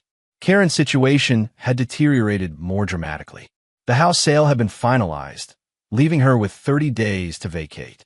Tony's complete disappearance had forced her to confront the reality that their relationship had been built on fantasy and mutual exploitation rather than genuine partnership. Most devastatingly, Karen had attempted to return to nursing, but discovered that her 15-year absence from the profession had left her skills obsolete and her credentials expired. The positions available to her required extensive retraining and offered starting salaries that wouldn't support the lifestyle she'd grown accustomed to. She's been staying with her sister, Webb reported, but that arrangement is becoming strained. The sister has 3 children and a working husband. Karen's presence is disrupting their household routine. Richard studied the surveillance photos showing Karen leaving her sister's modest suburban home, carrying belongings in garbage bags because she'd lost most of her expensive luggage somewhere during the European crisis. She looked older, defeated, wearing discount store clothing because her expensive wardrobe had been sold to pay for legal fees. The final piece of intelligence Webb provided was the most significant. Karen had attempted to contact Richard's mother, apparently hoping to use the elderly woman's influence to negotiate some kind of reconciliation. Your mother refused to see her, Webb said. Told Mrs. Case that she'd made her choice and needed to live with it. Said some other things that were considerably less diplomatic. Richard smiled. His mother might be elderly and living on Social Security, but she had never lost the sharp judgment that had helped her survive decades of poverty. She understood betrayal in ways that comfortable people never could. That evening, Richard received a call from Morrison with news that surprised even him. Richard, the attorney said, her voice carrying unusual excitement. You're not going to believe what just happened. Karen's attorneys have filed a motion requesting spousal support payments of $8,000 per month. Richard was quiet for a moment, processing this development. On what grounds? Standard of living maintenance, Morrison replied. They're arguing that Karen became accustomed to a certain lifestyle during your marriage and that you have an obligation to maintain that lifestyle after divorce, despite the fact that she chose to end the marriage. Richard asked. Despite everything, Morrison confirmed. They're essentially arguing that betraying your husband entitles you to permanent financial support. Richard felt something cold and final settle in his chest. Karen had just made the one move that guaranteed he would show her no mercy. Counterfile, Richard said quietly. I want a complete forensic audit of every penny spent during the last 5 years of our marriage. I want documentation of every luxury purchase, every country club fee, every spa treatment. I want the court to see exactly how Karen spent money she didn't earn while contributing nothing to the household income. That could get expensive, Morrison warned. Forensic accounting at that level. Cost is irrelevant, Richard interrupted. I want Karen to discover what it feels like to have every financial decision scrutinized by strangers. I want her to explain to a judge why she believes betraying her husband entitles her to continued financial support. Morrison's voice carried genuine admiration. You're going to destroy her credibility completely. I'm going to let her destroy her own credibility, Richard corrected. I'm simply providing the forum for her to do it publicly. The next morning brought Richard's first direct contact with Karen in over a month. She called his cell phone at 6 a.m., her voice carrying a desperation that was almost unrecognizable. Richard, please, just talk to me for 5 minutes. I know you're angry. I know I made mistakes, but this has gone too far. I don't have anywhere to live. I can't get a job that pays enough to survive. And now these lawyers are telling me I might not get any support at all. Richard let her speak without interrupting, listening to the complete breakdown of someone who had never learned to take responsibility for her own choices. I never meant for things to go this far, Karen continued through tears. I was confused. I was going through something. Tony made everything seem so easy and perfect, but it was all lies. He disappeared the moment things got difficult. Yes, Richard said quietly when she finally paused. That's exactly what people like Tony do when they realize the cost of their choices. Can we please just talk? Karen begged. Face to face? I'll come wherever you want. I'll do whatever you need me to do. I I need someone to help me figure out how to get through this. Richard considered her request carefully. There was something he needed Karen to understand, a lesson that could only be delivered in person. Meet me at Riverside Diner on 8 Mile, he said finally. Tomorrow at 2 p.m. Thank you, Karen whispered. Thank you, Richard. I'll be there. Richard ended the call and immediately contacted Webb. I need complete surveillance for tomorrow's meeting. Audio, video, multiple angles. I want documentation of every word. Expecting trouble? Webb asked. Expecting closure, Richard replied. The next afternoon, Richard arrived at Riverside Diner 15 minutes early and selected a booth that would provide Webb's team with optimal surveillance angles. The diner was one he remembered from his childhood, the kind of place where his mother had taken him for special occasions when she could afford the luxury of eating out. Karen arrived exactly on time, and Richard barely recognized the woman who walked through the door. Gone was the polished doctor's wife with her expensive clothes and professional makeup. The woman approaching his table looked like someone who had been sleeping badly, eating irregularly, and facing the kind of stress that aged people rapidly. She sat across from him in the vinyl booth, her hands shaking as she tried to compose herself. You look terrible, Richard observed without malice. Karen laughed bitterly. I feel terrible. I've lost everything, Richard. Everything we built together, everything I thought was mine, all of it's just gone. It was never yours, Richard said quietly. You lived in a house I bought, spent money I earned, enjoyed a lifestyle I created. You confused being the beneficiary of someone else's work with actually owning the results. Karen's face crumpled. I know that now. I understand.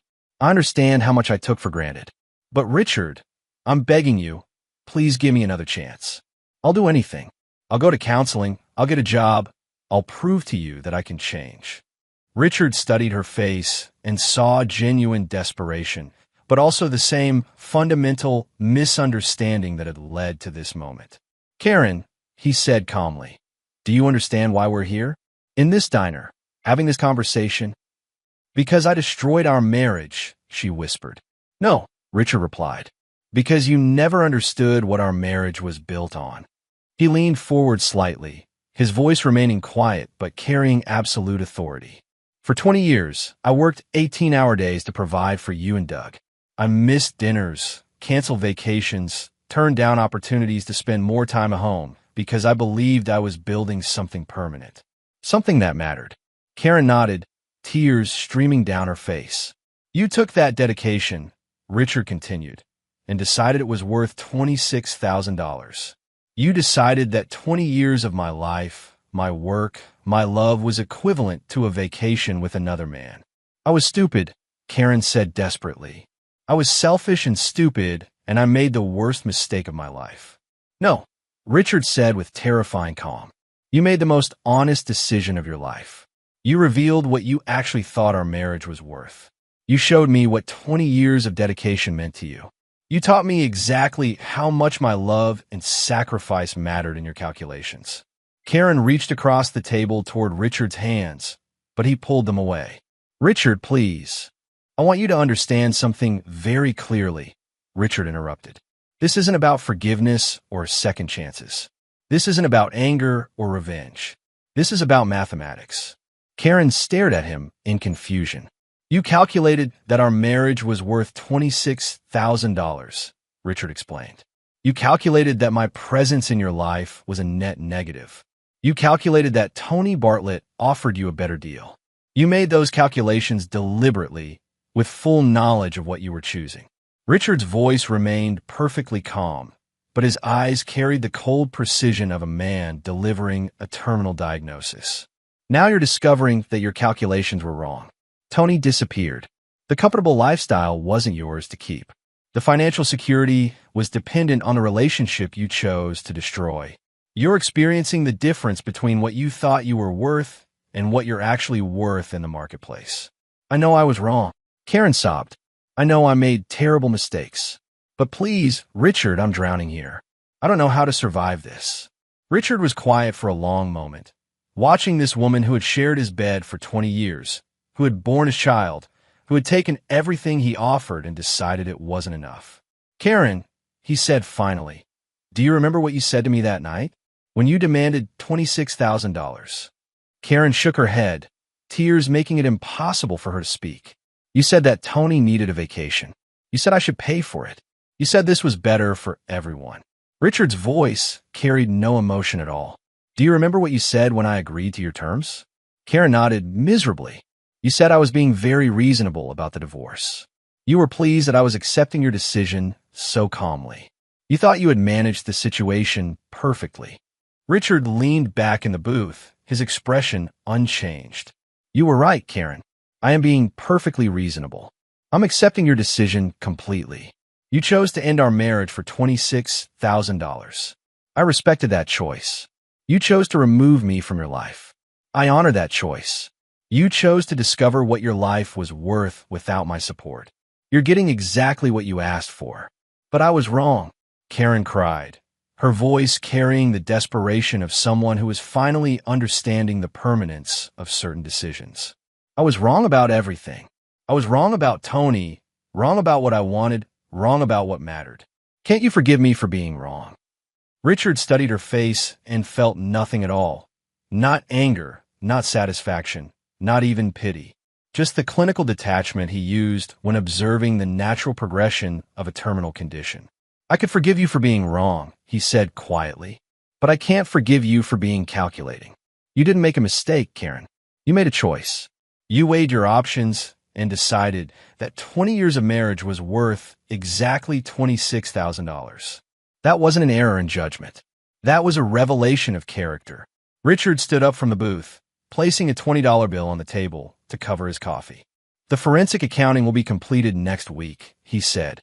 The court will see exactly how much money you spent during our marriage versus how much you contributed. The judge will decide whether someone who never worked, never earned, never built anything deserves permanent financial support from the man she betrayed. Richard, please don't leave me like this, Karen begged, grabbing his arm.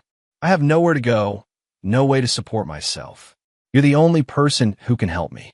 Richard looked down at her hand on his arm, then back at her face. For just a moment, he saw the young nursing student he had married 25 years ago, full of dreams and ambition and plans to make a difference in the world.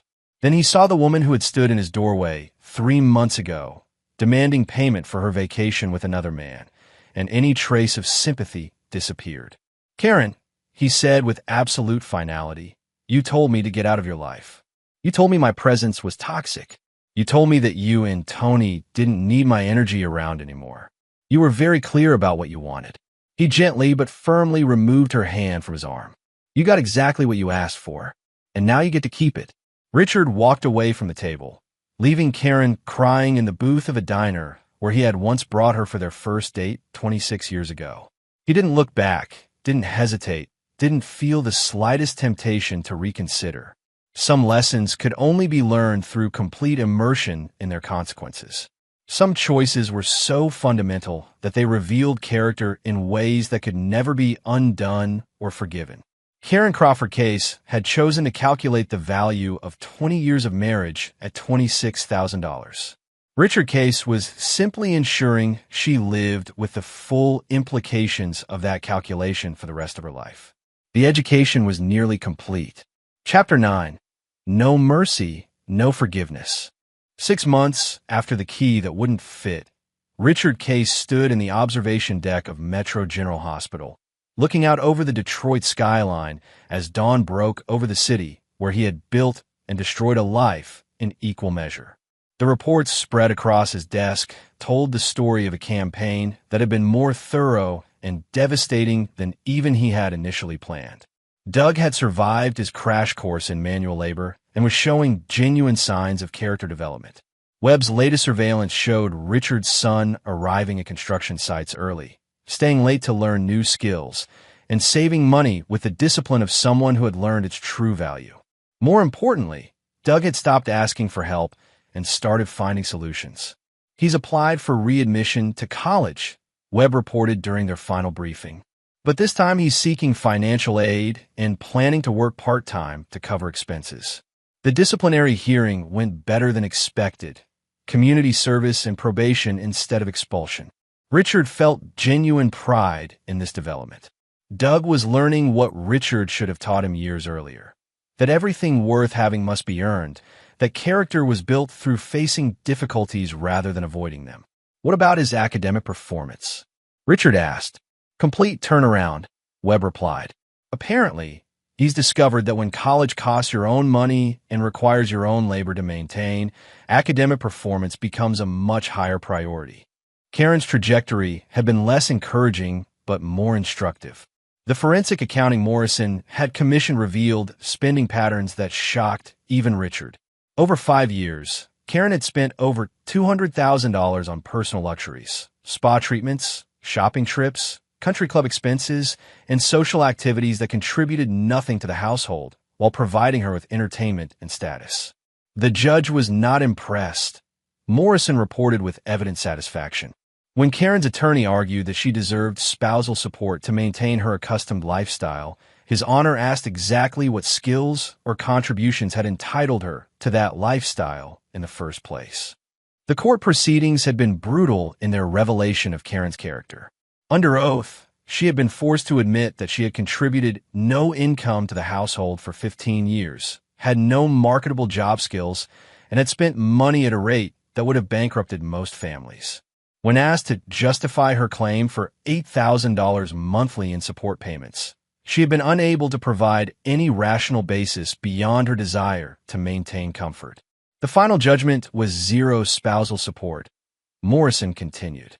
The judge ruled that Karen's decision to abandon the marriage for another relationship constituted forfeit of any claim to ongoing financial support.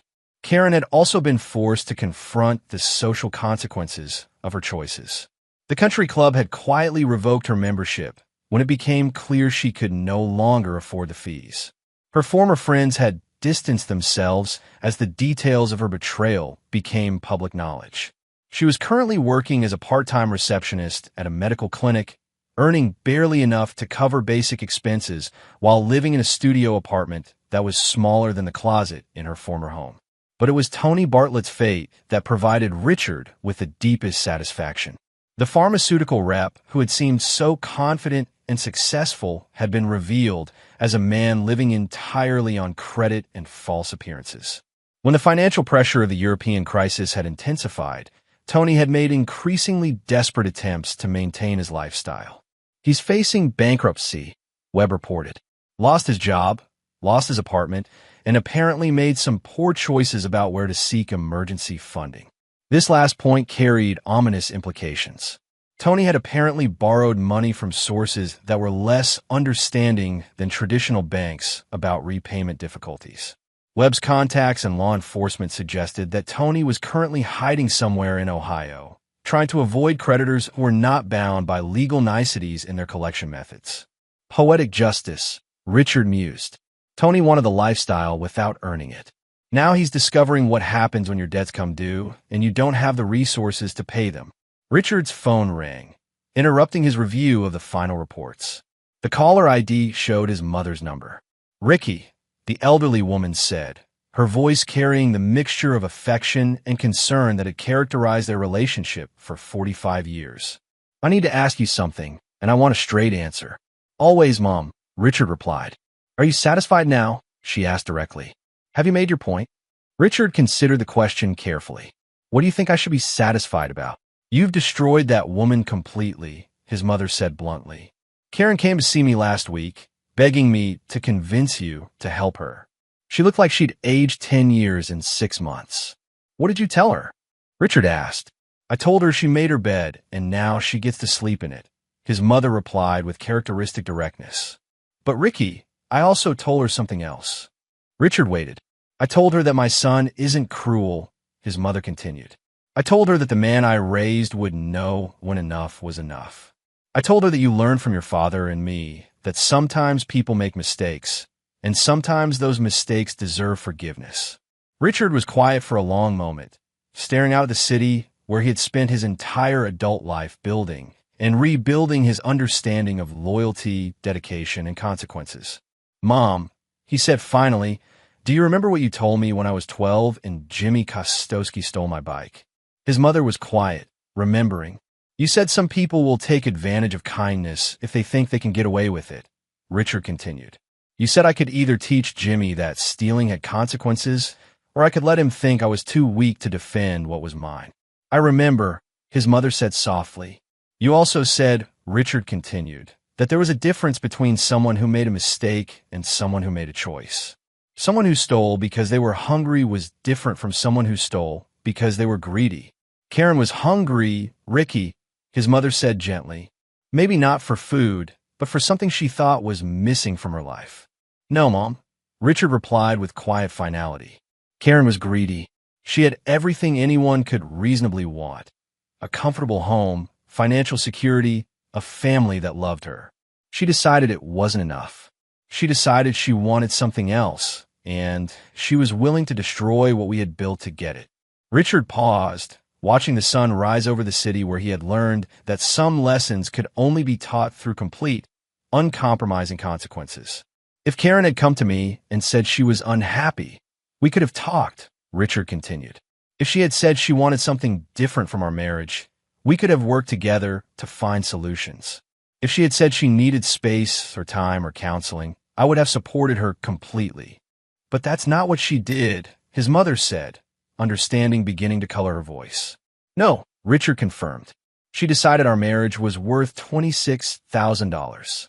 She decided I should pay for her vacation with another man. She enlisted our son to deliver ultimatums in our own home. She didn't make a mistake, Mom. She made a calculation. His mother was quiet for a long time. So you're never going to forgive her? She asked finally. Forgiveness suggests that what happened was forgivable, Richard replied. Some things are just mathematics, Mom.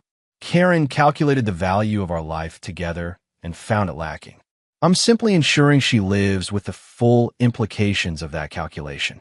After ending the call with his mother, Richard returned to his desk and opened the final report Webb had prepared.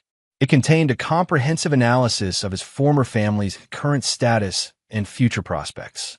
Doug was on a sustainable path toward genuine independence and character development. His son had learned the value of work, the satisfaction of earning what he received, and the importance of taking responsibility for his choices. The lessons had been harsh, but they were taking root. Karen was experiencing the full weight of consequences for her choices, but was not in danger of homelessness or genuine hardship. She had options. Returning to nursing required retraining, but it was possible. Living within her means required adjustments, but it was achievable.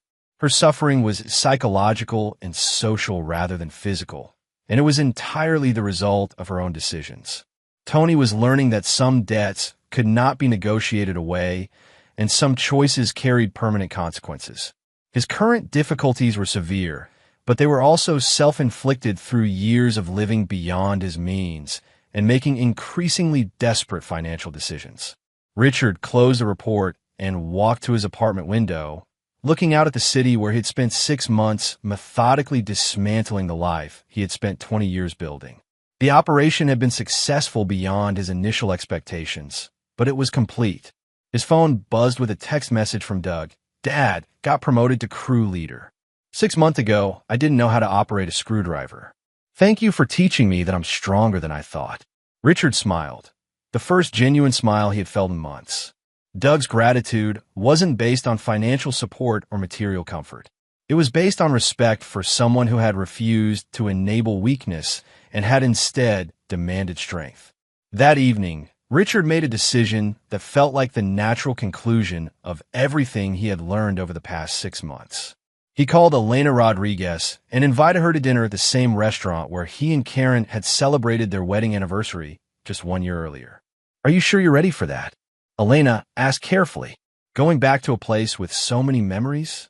The memories aren't painful anymore, Richard replied honestly. They're just information.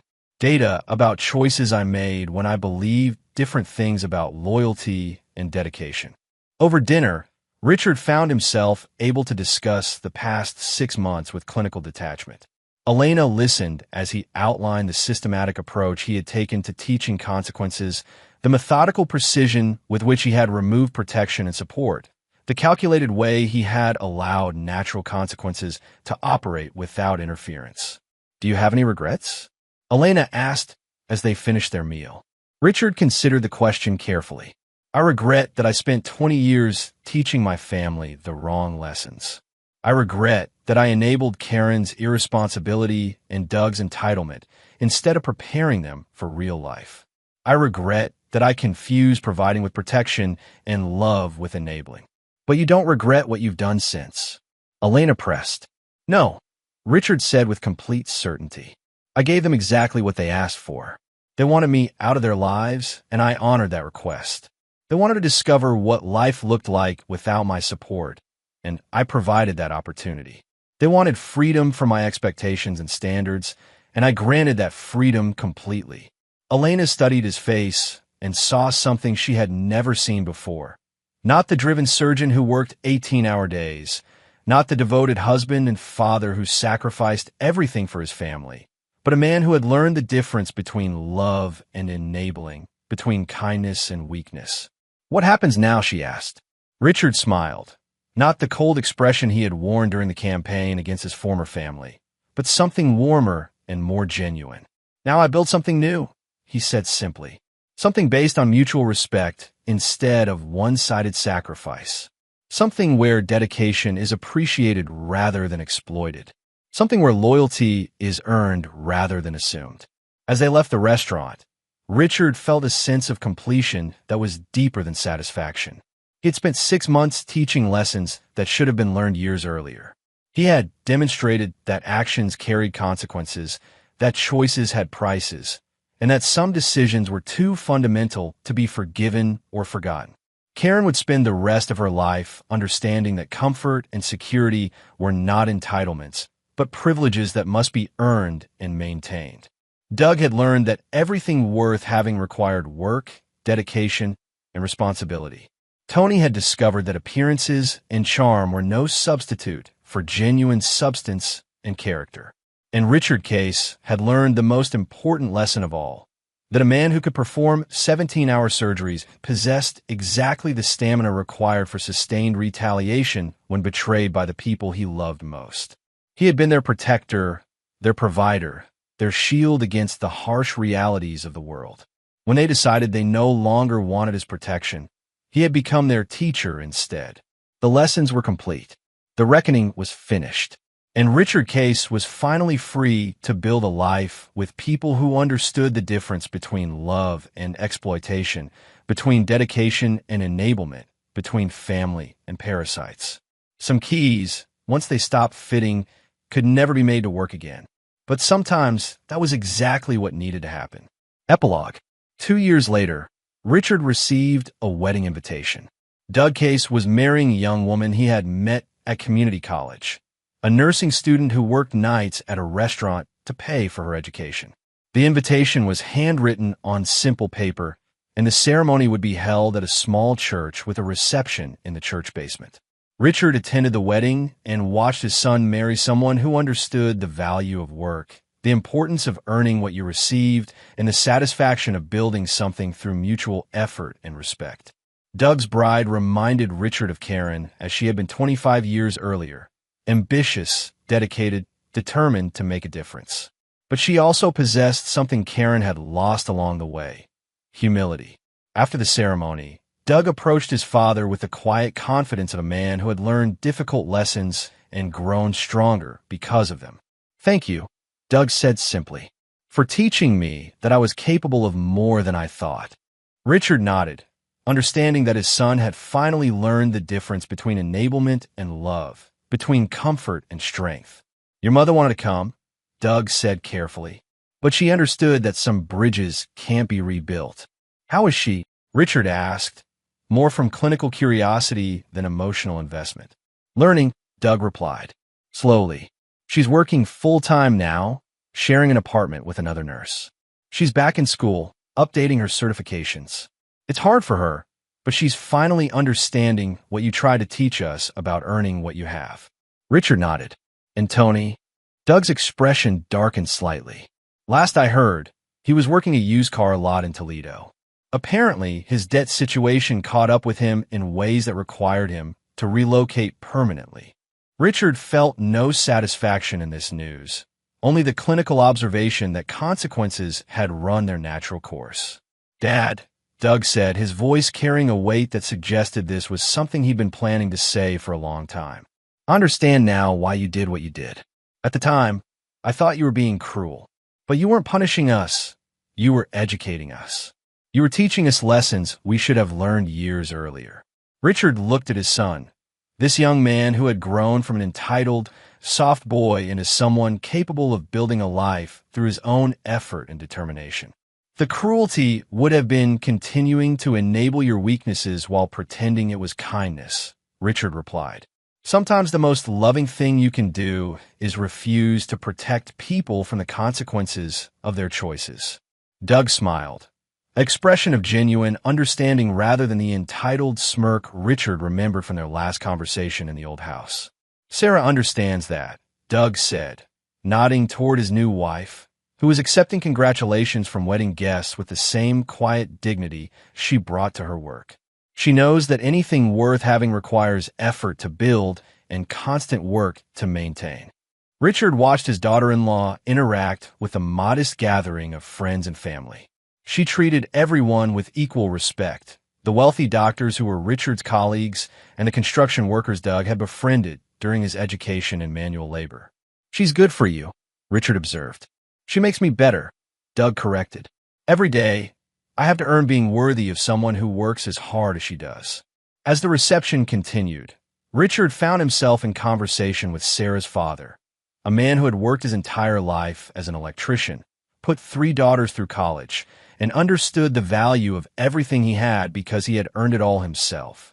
Your boy's got good character, the man said, watching Doug help clear tables without being asked. Wasn't always the case, I hear. No, Richard agreed. Character is built through facing difficulties, not avoiding them. Doug learned that the hard way. Sometimes the hard way is the only way. The electrician replied with the wisdom of someone who had spent his life solving real problems with practical solutions. Driving home that evening, Richard reflected on how completely his life had changed in 2 years. The man who had once worked 18-hour days to provide for people who viewed his sacrifice as entitlement had been replaced by someone who understood the difference between love and enabling. He had sold his practice to a younger surgeon and now worked as a consultant, teaching trauma procedures to residents while maintaining a schedule that allowed for genuine relationships with people who appreciated rather than exploited his dedication. Elena had become his partner in both professional and personal contexts, a woman who understood the value of mutual respect because she had built her own successful career through the same combination of skill and determination that had driven Richard's achievements. Most importantly, Richard had learned to distinguish between people who deserved his protection and people who would exploit his willingness to provide it. Doug had earned his way back into his father's life by demonstrating genuine change and accepting responsibility for his previous choices. Karen remained excluded not out of cruelty, but because she had never acknowledged that her betrayal was anything more than a mistake that should be forgiven and forgotten. 6 months after Doug's wedding, Richard received a letter forwarded through Morrison's office. Karen had apparently tracked down his new address and was making one final attempt at reconciliation. Richard, I know you probably won't read this, but I have to try one more time. I've spent 2 years learning what it means to support myself, to work for what I need, to live within my means. I understand now what I took for granted during our marriage. I'm not asking you to take me back. I know that's impossible, but I'm asking you to consider that people can change, that they can learn from their mistakes and become better. I'm asking you to believe that the woman who demanded $26,000 for a vacation with another man is not the same person writing this letter. I know I have no right to ask for anything from you, but I'm asking anyway, not for money or support or anything material. I'm asking for the possibility of forgiveness, not reconciliation, just acknowledgement that I've learned the lessons you try to teach me. I hope you're happy. I hope you found someone who appreciates what I was too foolish to value. I hope Doug continues to grow into the man you helped to become. With genuine regret and respect, Karen. Richard read the letter twice, then placed it in his desk drawer without responding. Karen's words suggested genuine understanding, but they also revealed the same fundamental misunderstanding that had led to their divorce. She was still thinking in terms of forgiveness and reconciliation, as if the betrayal had been a simple mistake that could be corrected through sufficient remorse and behavioral change. She still didn't understand that some choices were so revealing of character that they couldn't be undone by subsequent growth or insight. Richard had forgiven Karen in the sense that he no longer felt anger or desire for revenge.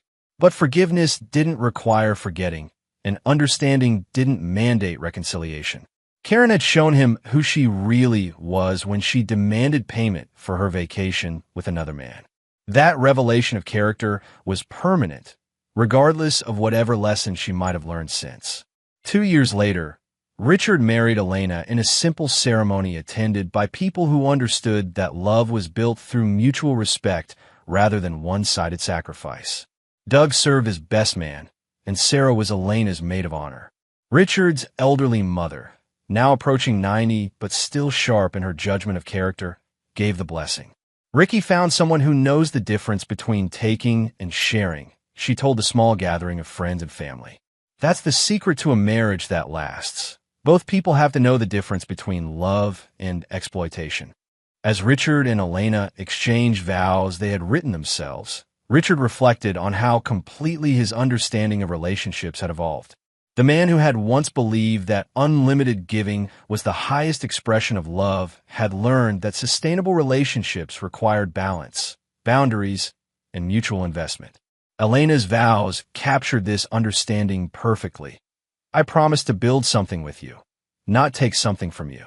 I promise to share the work, not just the benefits.